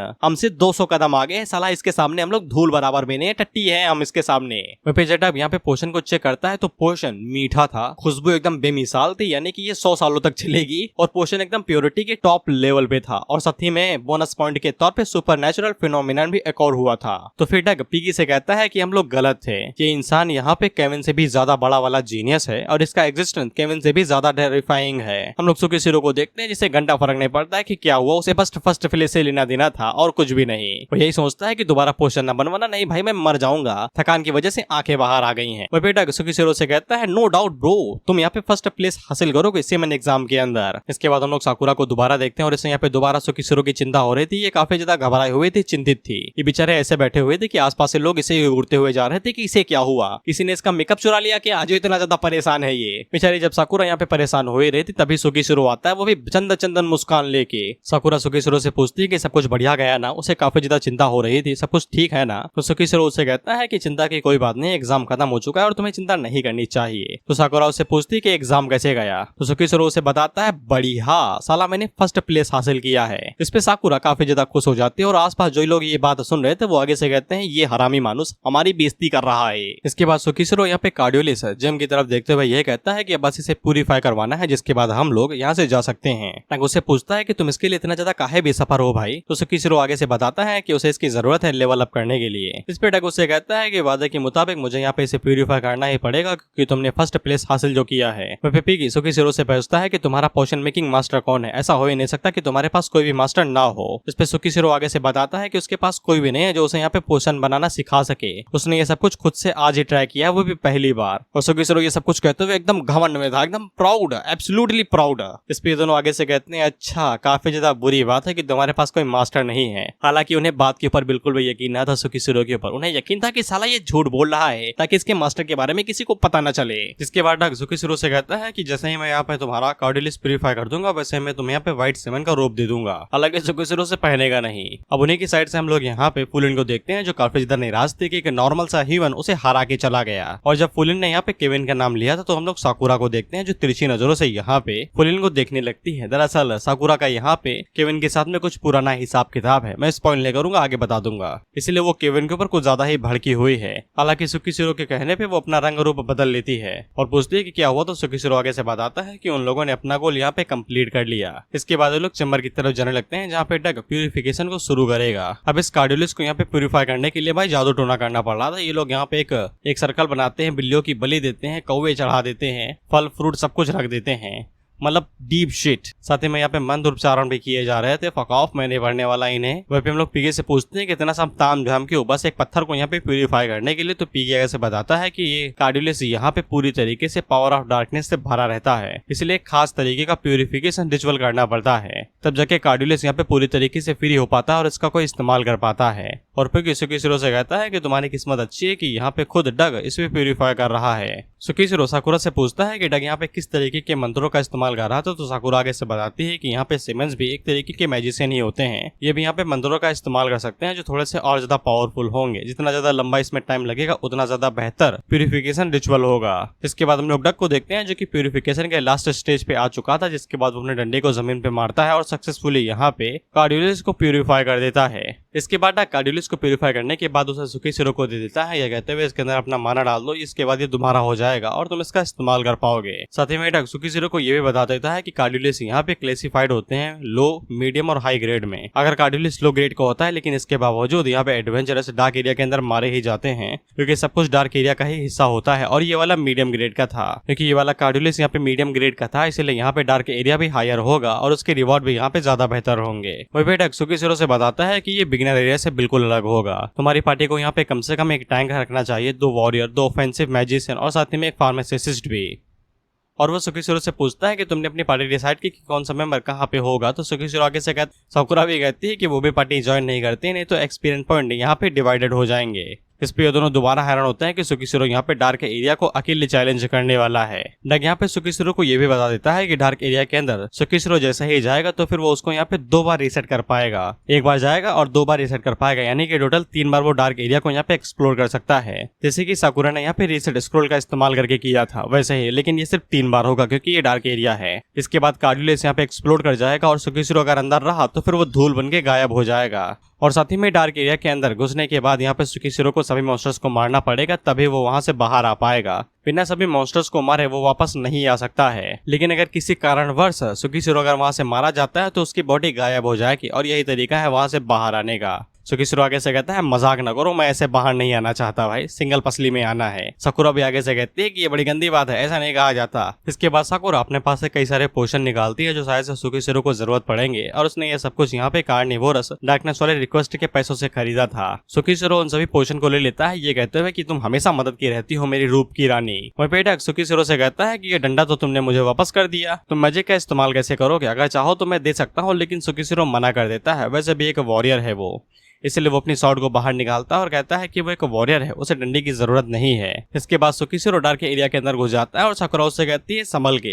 इस पे इन दोनों को दोबारा झटका लगता है, ये जान के सुकिशिरो एक वॉरियर है, वो भी इतने ज्यादा कमाल के मैजिक टैलेंट के साथ में। डक दोबारा यही कहता है कि वो बस यही सोच रहा है कि सुकिशिरो कितना ज्यादा ग्रो कर सकता है। इसके बाद अगला scene dark area dark forest का होता है। सुकिशिरो के पास केवल 12 घंटे हैं, 12 घंटे के बाद ये एरिया रीसेट हो जाएगा। 12 घंटे के अंदर वो सभी मॉन्स्टर्स को मार देता है तो मार देता है, नहीं तो एरिया रीसेट हो जाएगा। दूसरे शब्दों में 12 घंटे के अंदर सभी मॉन्स्टर्स को मारना है, नहीं तो उसे सारे एक्सपीरियंस पॉइंट नहीं मिलेंगे, वो पूरी वैल्यू नहीं ले पाएगा। सुकिशिरो जैसे ही थोड़ा सा गहराई के अंदर जाता है तो फिर उसकी मुलाकात यहाँ पे डार्क वुल्फ की होती है, जिनका लेवल 10 था। इनकी वीकनेस फायर टाइप एट्रीब्यूट्स थी, इनके पास 4 पकड़ों हैं, चालाक हैं और बहुत ही ज्यादा खतरनाक मॉन्स्टर है, और ज्यादातर साले झुंड में ही अटैक करते हैं। सुकिशिरो को पता था अगर उन्होंने यहाँ पे उसे चारों तरफ से घेर लिया तो फिर उसका गेम बच जाएगा, और पर्सन की अटैक स्पीड भी काफी ज्यादा होती है। इसलिए सुकिशिरो को बस 3-4 अटैक के अंदर इन्हें मार के खत्म करना पड़ेगा। इसलिए वो सबसे पहले अपने यहाँ पे अटैक पावर इनहेंस करता है अल्टीमेट फिजिक के साथ में, और इन लोगों के ऊपर धड़ाम से अटैक कर देता है थंडर चेल फॉल का इस्तेमाल करते हुए। जैसे एक अटैक के अंदर इनकी यहाँ पे 3/4 एचपी खत्म हो जाती है, जिसके बाद सुकिशिरो बस एक ही स्विंग मारता है और बची कुछ एचपी बस उस स्विंग के साथ ही खत्म हो जाती है, और तीनों मॉन्स्टर एक साथ ही मारे जाते हैं। और ऑफ कोर्स यहाँ पे एक्सपीरियंस पॉइंट पर मॉन्स्टर 500 थे, ओरिजिनल वर्ल्ड के मुकाबले कम से कम 3 से 4 गुना ज्यादा। और तीनों राउंड यहाँ पे कंप्लीट करने के बाद वो अपने लेवल को यहाँ पे दुगुना तो कर ही सकता था, यानी कि 8 तो कर ही सकता था। तुम्हें पता होगा कि थंडर चेन फॉल यहाँ पे पैरालाइज इफेक्ट भी रिलीज करता है, लेकिन वुल्फ के ऊपर वो बहुत जल्दी ही खत्म हो जाता है, इसीलिए वो दोबारा सुकिशिरो के ऊपर हमला करते हैं। तो सुकिशिरो अपनी शॉट को आगे करता है और वो अटैक को ब्लॉक करने की कोशिश करता है। तो सुकिशिरो ने एक अटैक को तो ब्लॉक कर लिया था, लेकिन तभी वहां पे दूसरा वाला मॉन्स्टर आता है, क्योंकि 3 थे, एक मारा गया था, 2 बचे थे। तो दूसरा वाला यहाँ पे सुकिशिरो के ऊपर अटैक करने की कोशिश करता है, जो कि टीम वर्क था। बेसिकली बुद्धि बहुत है इनकी, लेकिन सुकिशिरो अपने हाथों के अंदर यहाँ पे अल्टीमेट फिजिक की 60% पावर को फ्यूज करता है, जिसके साथ वो स्लैश मारते हुए यहाँ पे दोनों वुल्फ को एक साथ ही मार गिराता है, जिससे वहाँ पे उसे 600 पॉइंट मिलते हैं। हम लोग साकुरा और डक को देखते हैं, जहाँ पे साकुरा सुकिशिरो की काफी चिंता कर रहे थे। तो डक आगे से कहता है कि तुम चिंतित हो तो फिर ये बात बहुत ज्यादा बढ़िया है, क्योंकि उसने आज तक कभी भी नहीं सुना है कि एक बंदा अकेले यहाँ पे डार्क एरिया के अंदर जाए कंप्लीट करने के लिए। अपवाद ये है कि वो सबसे ज्यादा स्ट्रांग होने चाहिए, तब वो अकेले जा सकते हैं। लेकिन साकुरा डक से कहती है कि उसे यहाँ पे सुकिशिरो के ऊपर यकीन है, लेकिन पिक यहाँ से जाते हुए कहता है कि उसने यहाँ पे ऐसे कई सारे यंग टैलेंटेड को देखा है जिनके पास बहुत ज्यादा कॉन्फिडेंट था और वो अपने आप को बाहुबली समझते थे, लेकिन आखिर में मारे ही गए। और उसने ये पहली बार देखा है कि कोई बंदा यहाँ पे अकेले डार्क एरिया के बॉस को चैलेंज करने के लिए जा रहा है, इसीलिए पुगी को पूरा यकीन था कि यहाँ पे सुकिशिरो मारा ही जाएगा। तो साकुरा मुंह फुला के उसे घूरने लगती है, हाउ क्यूट। इसके बाद हम लोग दोबारा सुकिशिरो को देखते हैं, और ये भाई डार्क वुल्फ से ही भिड़े जा रहा है, भाई लाशें बिछा दे रहा है। वह पे अल्टीमेट फिजिक का इस्तेमाल करने की वजह से उसकी बॉडी यहाँ पे काफी ज्यादा थक चुकी थी, तो इसका स्टेमिना 50% कम हो चुका था। तो सुकिशिरो पॉकेट के अंदर से यहाँ पे बेसिक एनर्जी पोशन और बेसिक स्टेमिना पोशन बाहर निकालता है और उन्हें गटागट पी जाता है, लेकिन उसके मुंह से थोड़ा बाहर गिर जाता है, क्योंकि ये हरामी भूल गया था कि इनका टेस्ट कड़वा होता है, लेकिन पीना तो था ही। जिसके बाद उसकी स्टेमिना यहाँ पे दोबारा रिकवर हो जाता है। इसके बाद हम लोग दोबारा बाहर का सीन देखते हैं, और डक अभी भी बाहर रुका हुआ था। तो साकुरा उससे पूछती है कि वो नहीं जाएगा क्या? तो डक आगे से बताता है कि वो यहाँ पे रुका रहना चाहता है, उसे यहाँ पे सुकिशिरो की चिंता हो रही है, क्योंकि डक ने पहली बार कोई ऐसा बंदा देखा है जो कि एक वॉरियर है, लेकिन इसके बावजूद वो यहाँ पे एक स्टीव कॉर्डिलियस को प्यूरिफाई करवाने के लिए एक सीमन एग्जाम देता है, और साला बिना स्टाफ के भी बी ग्रेड का पोर्शन बना लेता है, वो भी सुपर नेचुरल फिनोमिनन के साथ में। उसी टाइम पे डक को अंदर से आवाज आती है, तो साकुरा आगे से बताती है कि सुकिशिरो पक्का यहाँ पे थंडर चेन फॉल का इस्तेमाल कर रहा होगा, इसलिए जब तक ये लोग अंदर से यहाँ पे लड़ने भिड़ने की आवाजें सुनते रहेंगे तो फिर इन्हें यकीन रहेगा कि सुकिशिरो ठीक है। इसके बाद अगला सीन दोबारा यहाँ पे डार्क एरिया का होता है, जब हम लोग सुकिशिरो को देखते हैं, जो कि भाई वुल्फ के ऊपर छलांग लगा देता है और थंडर चेन फॉल का इस्तेमाल करते हुए एक लोमड़ी की पीठ के ऊपर गम से मारता है। वो बेचारा चीख देता है, ये कहते हैं दैयर है, और थंडर चेन फॉल के इफेक्ट से बाकी जो वुल्फ थे वो भी मारे मारे जाते हैं और सुकीशिरो ने यहाँ पे अब तक 12,400 पॉइंट इकट्ठा कर लिए थे। सिर्फ अब 2 ही 3 हजार बाकी थे उसका लेवल अप होने में। सुकीशिरो ने डार्क फॉरेस्ट के सभी मॉन्स्टर्स को मार गिराया था। अब यहाँ पे सिर्फ बॉस ही बचा था। इसके बाद हम लोग सुकीशिरो को बॉस वाले टेरिटरी के बाहर देखते हैं, जहाँ पे एक गेट लगा हुआ था और उसके ऊपर 2 आंखें बनी हुई थी, लाल और नीली। और सुकीशिरो अपने मन के अंदर सोचता है कि थोड़ा सा आराम कर लेना चाहिए बॉस को चैलेंज करने से पहले। इसके बाद हम लोग सुकीशिरो को देखते हैं जो कि बच्चों कुछ पोशंस को पी लेता है, तो इसकी हेल्थ यहाँ पे दोबारा रिकवर हो जाती है। और जैसे ही फुल्ली रिकवर होने का नोटिफिकेशन आता है तो ये अपनी स्वॉर्ड को उठाता है और दरवाजे को पार करके बॉस की टेरिटरी के अंदर चला जाता है। सुकीशिरो जैसे ही बॉस की टेरिटरी के अंदर एंटर होता है तो फिर बॉस भी आगे से उसकी तरफ आगे बढ़ने लगता है और ये घना चोखा लंबा है। बाद में ये सुअर है रेस से। वो फिर सुकीशिरो उसकी तरफ शॉट करते हुए कहता है कि उसने जिस कार्निवोरस बॉस से फाइट करी थी उसके मुकाबले में इस वाले बॉस का यहाँ पे ऑरा एकदम अलग है। और सुकीशिरो उसे देखते ही यहाँ पे अल्टीमेट फिजिक को एक्टिवेट करता है और अपनी पूरी बॉडी के अंदर हाथों के ऊपर 60% पावर यूज करता है। वेपन में बॉस का स्टेटस बताया जाता है तो इसका लेवल 14 है, जो कि एक डार्क बॉस है जो कि पूरे डार्क फॉरेस्ट को बस एक शॉट के साथ ही खत्म कर सकता है, यानी कि सारे वुल्फ्स को मार सकता है बिना किसी दिक्कत के। और इसकी शॉट भी यहाँ पे घनी चोखी लंबी है, सुकीशिरो की शॉट से ज्यादा लंबी है ये। और ये बॉस पलक झपकता ही सुकीशिरो के सामने से टेलीपोर्ट होता है। बेसिकली स्पीड इतनी ज्यादा है कि टेलीपोर्ट ही मानो। और पलक झपकता ही सुकीशिरो के सामने आके उसकी शॉट के ऊपर धड़ाम से स्लैश मारता है। सुकीशिरो उसे ब्लॉक करने की कोशिश करता है लेकिन पावर इतनी ज्यादा थी कि उसकी शॉट ने यहाँ पे सुकीशिरो की शॉट को थोड़ा सा काट दिया था।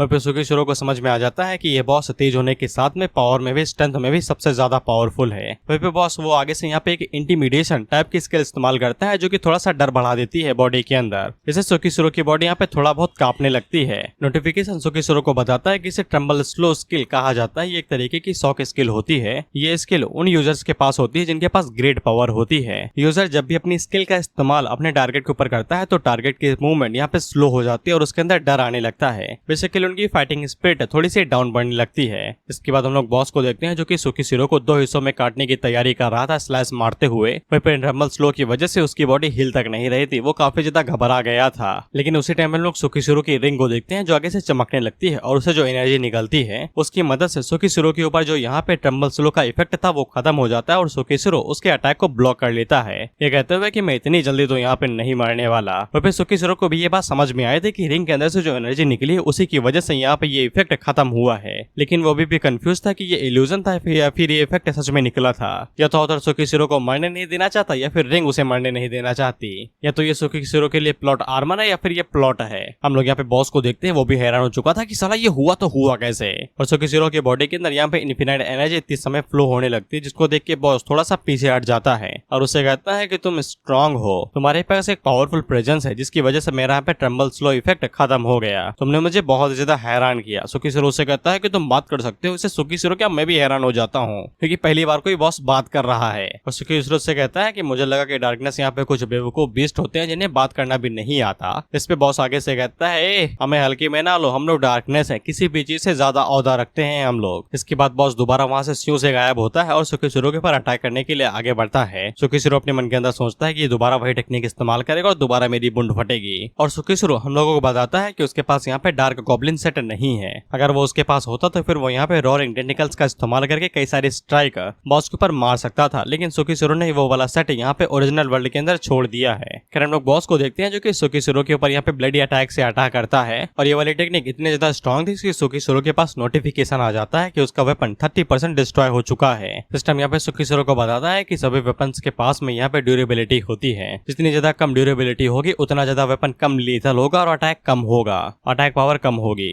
वेपन को यहाँ पे रिपेयर भी किया जा सकता है ब्लैक स्मिथ की मदद से, बस वो रिपेयर होने के लायक तो बच जाए। और साथ ही में इस अटैक के साथ में यहाँ पे एक स्किल भी थी जिससे यहाँ पे टारगेट का विजन कमजोर पड़ जाता है, यानी कि ज्यादा दिखाई नहीं देता और सुकीशिरो यहीं पे चूक खा जाता है और उसी टाइम पे बॉस उसके ऊपर एकदम स्लैश मारता है, वो भी उसकी गर्दन काटने के लिए। सुकीशिरो जल्दी से अपनी मुंडी मोड़ता है और उस अटैक को अवॉइड करने की कोशिश करता है, लेकिन इसके बावजूद उसके गले के ऊपर यहाँ पे एक स्लैश पड़ ही जाता है। बेसिकली छोटा सा कट था जिसके बाद वो गोल गोल घूमते हुए जमीन पे जा गिरता है। वहाँ पे बॉस के पास जो वेपन था उसके ऊपर एक इफेक्ट भी लगा हुआ था जो कि था ब्लीडिंग, यानी कि सुकीशिरो की एचपी यहाँ पे धीरे धीरे करके कम होती रहेगी। वहाँ पे सुकीशिरो के पास ऐसी कोई भी मेडिसिन नहीं थी जिससे वो ब्लीडिंग को रोक सके। अगर वो ज्यादा देर करेगा तो वो ऐसे ही मारा जाएगा। सिस्टम सुकीशिरो को बता देता है कि ये एक तरीके का कट ही है जो कि यहाँ पे ब्लीड इफेक्ट एक्टिवेट कर देता है जिससे खून लगातार बहते ही रहता है। अगर टाइम रहता है यहाँ पे पोशन या फिर किसी मैजिक का इस्तेमाल करके ब्लीडिंग नहीं रोकी गई तो फिर इफेक्ट के चलते यूजर मारा भी जा सकता है। फिर सुकीशिरो बॉस की तरफ देखते हुए यही सोचता है इससे पहले ब्लीडिंग इफेक्ट की वजह से वो मारा जाए उसे यहाँ पे बॉस को हराना ही पड़ेगा, नहीं तो उसका सारी मेहनत यहाँ पे बर्बाद हो जाएगी। बेसिकली मारा जाएगा ये, रीसेट वाला कोई बवाल नहीं है यहाँ पे।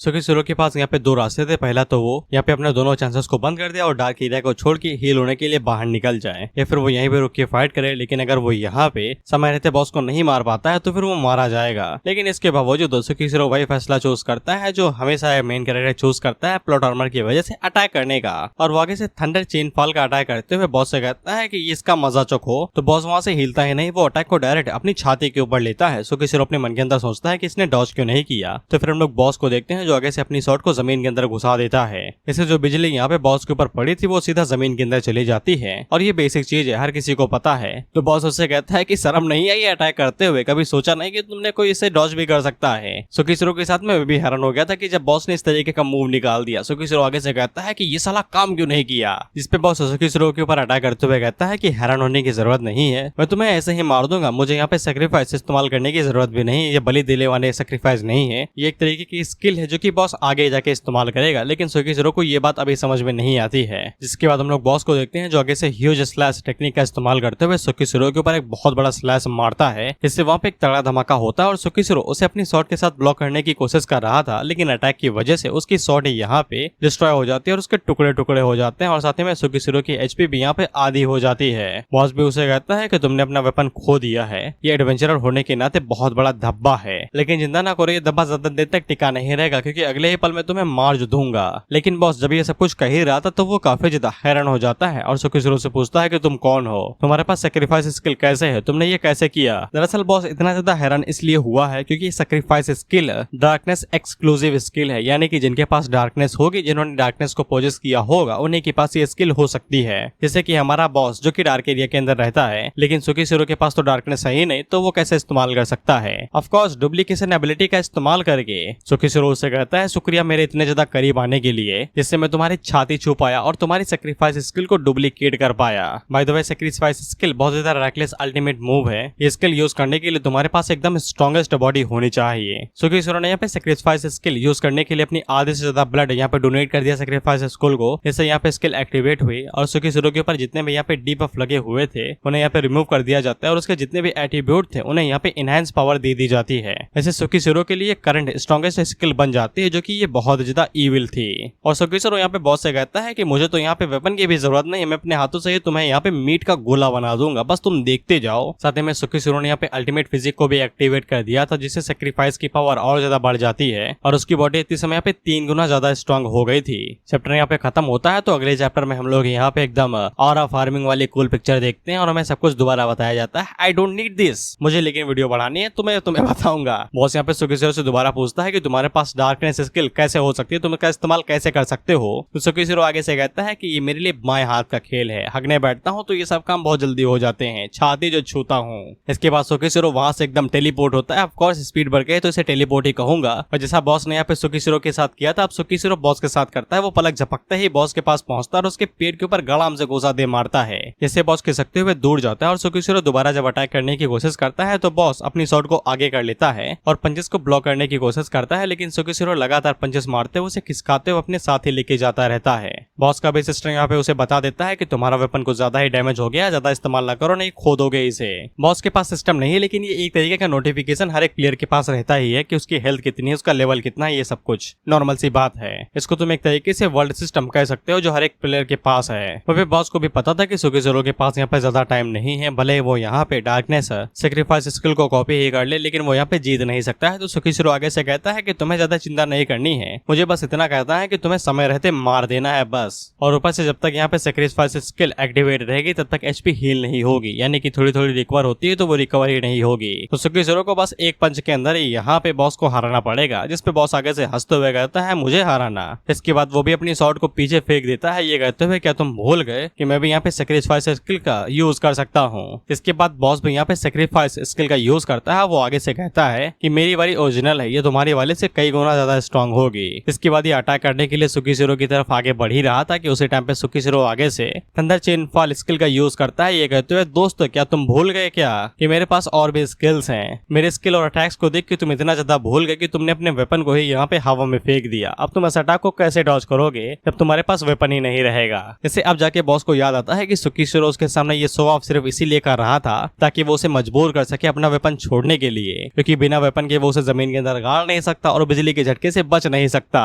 सुकीशिरो भी लाइक खेलो दिमाग से कर। इसके बाद सुकीशिरो यहाँ पे बॉस के ऊपर अटैक कर देता है ये कहते हुए कि ताकतवर भले ही जितना हो जाओ लेकिन बुद्धि का इस्तेमाल हमेशा करना सीखो। इसके बाद सुकीशिरो अपने हाथ का इस्तेमाल करता है और बॉस के सीने के अंदर अपना हाथ घुसा देता है विद द इलेक्ट्रिक एट्रीब्यूट्स के साथ में, यानी कि बिजली के झटके साथ में। इसके बाद सुकीशिरो अपने हाथ को यहाँ पे बॉस के पेट के अंदर घुसा देता है ये कहते हुए कि इससे कैसे बचोगे। और सुकीशिरो ने यहाँ पे अपने आधे ब्लड को दोबारा सेक्रीफाइस किया था अल्टीमेट फिजिक को, ताकि उसका हाथ यहाँ पे वेपन बन सके, यानी कि पूरी बॉडी। वापस अटैक के साथ में ही सुकीशिरो यहाँ पे बॉस को एक झटके के अंदर ही मार गिराता है। बॉस उससे पूछता है कि तुमने ये कैसे किया, तो सुकीशिरो से चीरते हुए कहता है कि तुम बेवकूफ हो। इसके बाद सुकीशिरो बॉस को 2 हिस्सों में चीर के रख देता है। इसी के साथ सुकीशिरो यहाँ पे फर्स्ट राउंड को कंप्लीट कर लेता है विथ रिवॉर्ड्स और बोनस के साथ में। अब यहाँ पे सुकीशिरो के पास बस 2 ही राउंड बचे हुए थे और सेक्रीफाइस का इफेक्ट भी यहाँ पे खत्म हो जाता है। लेकिन अब उसकी बॉडी यहाँ पे काफी ज्यादा थक चुकी थी, उसकी बॉडी यहाँ पे दर्द करने लगी थी सेक्रीफाइस और अल्टीमेट फिजिक एक साथ इस्तेमाल करने की वजह से। उसी टाइम पे सुकीशिरो के पास नोटिफिकेशन आता है कि बॉस यहाँ पे जो शॉट इस्तेमाल कर रहा था ड्रॉप रेट के तौर पे वो सुकीशिरो को मिल जाती है।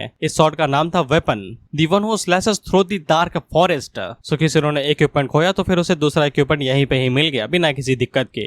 सुकीशिरो यहाँ पे उस वेपन को जैसे ही ओबिटेन करता है तो फिर यहाँ पे उसका नाम चेंज होकर ब्लडी मिस्ट सॉ बन जाता है। इस वेपन के पास में 2 स्किल थे, पहला तो पैसिव स्किल था जो कि ब्लीडिंग थी और दूसरा एक्टिव स्किल था जो कि थी ब्लडी अटैक। और इस वेपन के साथ में अगर स्लैश व्लैश या फिर कटवट मारा जाएगा तो फिर अटैक वुंड या फिर चोट हील नहीं होगी विदाउट एनी मैजिक एंड पोशन। सुकीशिरो यही सोचता है अगर वो इस वेपन को यहाँ पे अल्टीमेट फिजिक का इस्तेमाल करेगा वो भी ब्लडी अटैक के साथ में, तो फिर ये तो एकदम सोने पे सुहागा गुलाब जामुन साथ हो जाएगा।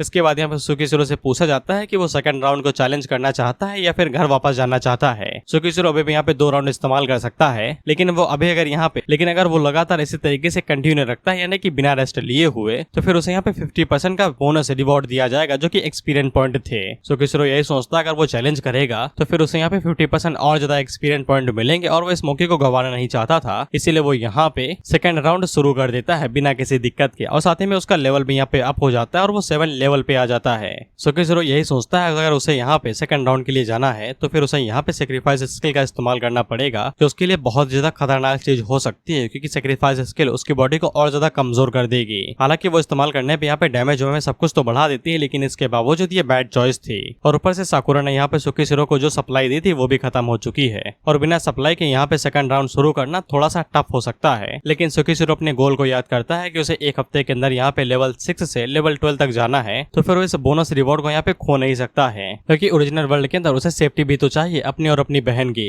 और वैसे भी स्ट्रॉन्ग बनने की यहाँ पे एक कीमत होती है, तो फिर हेजिटेट करने का कोई सवाल ही नहीं है। और सुकीशिरो यहाँ पे सेकंड राउंड को एक्टिवेट कर देता है बिना किसी दिक्कत के। इसके बाद अगला सीन यहाँ पे बाहर का होता है जहाँ पे ये लोग इंतजार ही कर रहे थे और काफी ज्यादा टाइम हो गया था, लेकिन इसके बावजूद सुकीशिरो बाहर नहीं आया था। इसलिए साकुरा काफी ज्यादा परेशान थे कि सुकीशिरो को अब तक तो बाहर आ जाना चाहिए था। तो फिर डग उससे कहता है कि चिंता ना करो, शायद से उसने यहाँ पे लगातार चैलेंजिंग के बारे में सोचा होगा, क्योंकि उसको शायद से यहाँ पे एक्सपीरियंस पॉइंट बोनस का रिवॉर्ड मिला होगा। हालांकि चिंता तो डग को भी हो रही थी, क्योंकि लगातार चैलेंज करने के लिए यहाँ पे तुम्हारे पास सप्लाई होनी चाहिए, तुम्हें सप्लाई को एक बार तो रिफिल करना ही चाहिए, नहीं तो फिर इस तरीके से डार्क एरिया में घूमना काफी ज्यादा खतरनाक हो सकता है। साकुरा भी आगे से ये कहते हैं कि सुकीशिरो ने कहा था कि फर्स्ट राउंड के बाद वो बाहर आ जाएगा, लेकिन इसके बावजूद उन लोगों को यहाँ पे बिजली की आवाज आ रही है, यानी कि वो यहाँ पे अभी भी लड़ाई कर रहा है। उसी टाइम पे यहाँ पे पिगी भी आ जाता है जो कि आगे से कहता है कि ये अभी तक खत्म नहीं हुआ गया, फर्स्ट राउंड को तो कब का खत्म हो जाना चाहिए था, लास्ट बाहर नहीं है क्या उसकी, या फिर वो इतना ज्यादा घबरा गया है कि डर के मारे कहीं पे छुपा हुआ होगा। डग यहाँ पे पिगी से कहता है कि थोड़ा सा मुंह पे लगाम दो, जिस पे पिगी आगे से ये कहता है कि डग को इतना ज्यादा सुकीशिरो को हाईली नहीं सोचना चाहिए। वो यहाँ पे अकेले डार्क एरिया के अंदर गया है कार्डुलिस की मदद से, इसलिए साकुरा को उसे यहाँ पे कोई झूठी उम्मीद नहीं देनी चाहिए कि सुकीशिरो जिंदा वापस आएगा। अब तक तो सुकीशिरो अंदर मर भी चुका होगा, उसने यहाँ पे सुकीशिरो जैसे कई सारे लोगों को देखा है और वो आखिर में मारे ही गए हैं। अगर उसने यहाँ पे फर्स्ट राउंड कंप्लीट कर लिया है तो फिर उसे वापस आ जाना चाहिए था। अगर वो नहीं आया है इसका मतलब कि वो यहाँ पे दोबारा ट्राई कर रहा है बिना किसी हीलिंग पोशन के और बिना किसी बेसिक एनर्जी पोशन के। इसका अंत आखिर में मौत ही होगी। साकुरा यहाँ पे पिगी से कहती है कि तुम्हें थोड़ा सा मुंह बंद रखना चाहिए। अंदर से अभी भी यहाँ पे बिजली की आवाज आ रही है, यानी कि सुकीशिरो अभी तक जिंदा है। वहीं पे डग को महसूस हो जाता है कि साकुरा के पास भी यहाँ पे कुछ ना कुछ तो खास स्पिरिट है, लेकिन पिगी अभी भी नहीं रुक रहा था। वो भाई बके ही जा रहा था कि सुकीशिरो मरेगा, ये है फलाना ढिमकाना। तो साकुरा उसे घूरते हुए कहती है कि मुंह बंद रखो या फिर मैं चीर दूं उसे। इस पे ये दोनों काफी ज्यादा हैरान हो जाते हैं क्योंकि सकुरा के अंदर से ब्लड लस्ट निकल रहा था, यानी कि मारने की गंगोर इच्छा।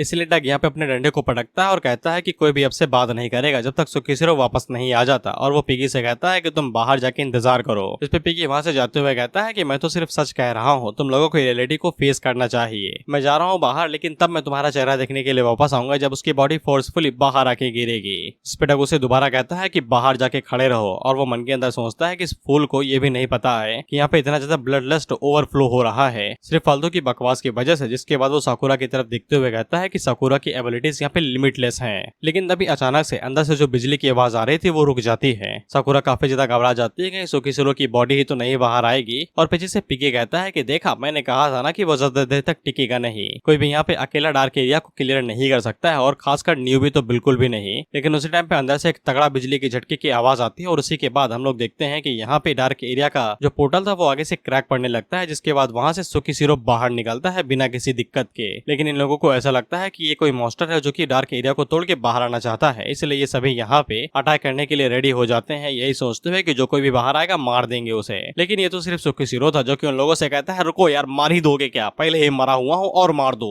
सुकीसिरो उन लोगों को बताता है कि उसने लगातार यहाँ पे तीनों राउंड क्लियर करे और उसे यहाँ पे एक्सपीरियंस बोनस रिवॉर्ड में मिला है। अब वो यहाँ पे लेवल 9 पे पहुंच चुका है। साकुरा जल्दी से आगे बढ़ती है सुकीसिरो को ठीक करने के लिए। वहीं पे ये दोनों हैरान हो जाती हैं कि एक अकेला बंदा तीनों राउंड क्लियर कर लेता है, वो भी डार्क एरिया के अंदर। और सबसे बड़ी बात, सुकीसिरो ने यहाँ पे 3 लेवल एक बार में ही अचीव कर लिए थे, जो कि बहुत ही बड़ी बात थी। फिर इसके बाद डग और पिगी यहाँ पे आगे बढ़ते हैं, जो कि अपनी एबिलिटीज का यूज करते हुए यहाँ पे सुकीसिरो को हील करने लगते हैं। पिगी और डग सुकीसिरो को बताते हैं कि तुम्हारे नर्व, मसल्स और बॉडी का आउटर सेल पूरी तरीके से डैमेज्ड है। ये तो मिरेकल की बात है कि तुम अभी तक सर्वाइव कर गए। हालांकि सुकीसिरो को कुछ भी महसूस नहीं हो रहा था, हीलिंग के बाद उसे सब कुछ बढ़िया लग रहा था। फिर साकुरा मुंह बनाते हुए सुकीसिरो से कहते हैं कि तुम्हें शर्म नहीं आती, हमेशा उल्टा सीधा काम करते हो, तुम्हें कुछ हो गया तो मेरा क्या होगा। तो सुकीसिरो उससे माफी मांगता है, ये कहते हुए कि अब से और भी ज्यादा केयरफुल रहेगा। और वो अपनी एक्सप्लेनेशन में यही देता है कि बोनस एक्सपीरियंस की वजह से उसके मन के अंदर लालच आ गया, तो फिर वो खुद को रोक नहीं पाया, और देखो रिवॉर्ड के तौर पे वो यहाँ पे 3 लेवल अचीव कर गया। इस पे साकुरा उसे कहती है कि मेरा इससे कोई लेना देना नहीं, मेरे लिए तुम्हारी सेफ्टी जरूरी है, अगली बार से ऐसा कुछ भी ना करना, वादा न तोड़ना, नहीं मैं तुम्हारी कमर तोड़ दूंगी। और इसी के साथ ये एपिसोड यही खत्म होता है। तो फिर हम लोगों की मुलाकात अब नेक्स्ट एपिसोड में होगी, जो कि 1 घंटे की वीडियो रहेगी। मुझे यहाँ पे एक कॉमिक से कुछ पूछना है, तुम में से कोई एक मुझसे कह रहा था कि वायरस किंग नाम की एक मानवा एक्सप्लेन कर दो, तो मैंने ये मानवा थोड़ी सी पढ़ी थी और उसमें यार एक्शन से ज्यादा फैन सर्विस है। इसे जैसे कोई नई फीमेल लीड दिखाई देती है, उसे रेल देता है बिना किसी दिक्कत के, और ऊपर से कई सारे लोगों ने एक्सप्लेन किया होगा, इसलिए मैं पूछना चाहता हूँ क्या यह वर्थेड है। मेरे हिसाब से तो नहीं है, अनटिल अनलेस तुम ठरकी ना हो। तो फिर तुम लोग मुझे अपने ओपिनियन बता सकते हो अगर चाहो तो।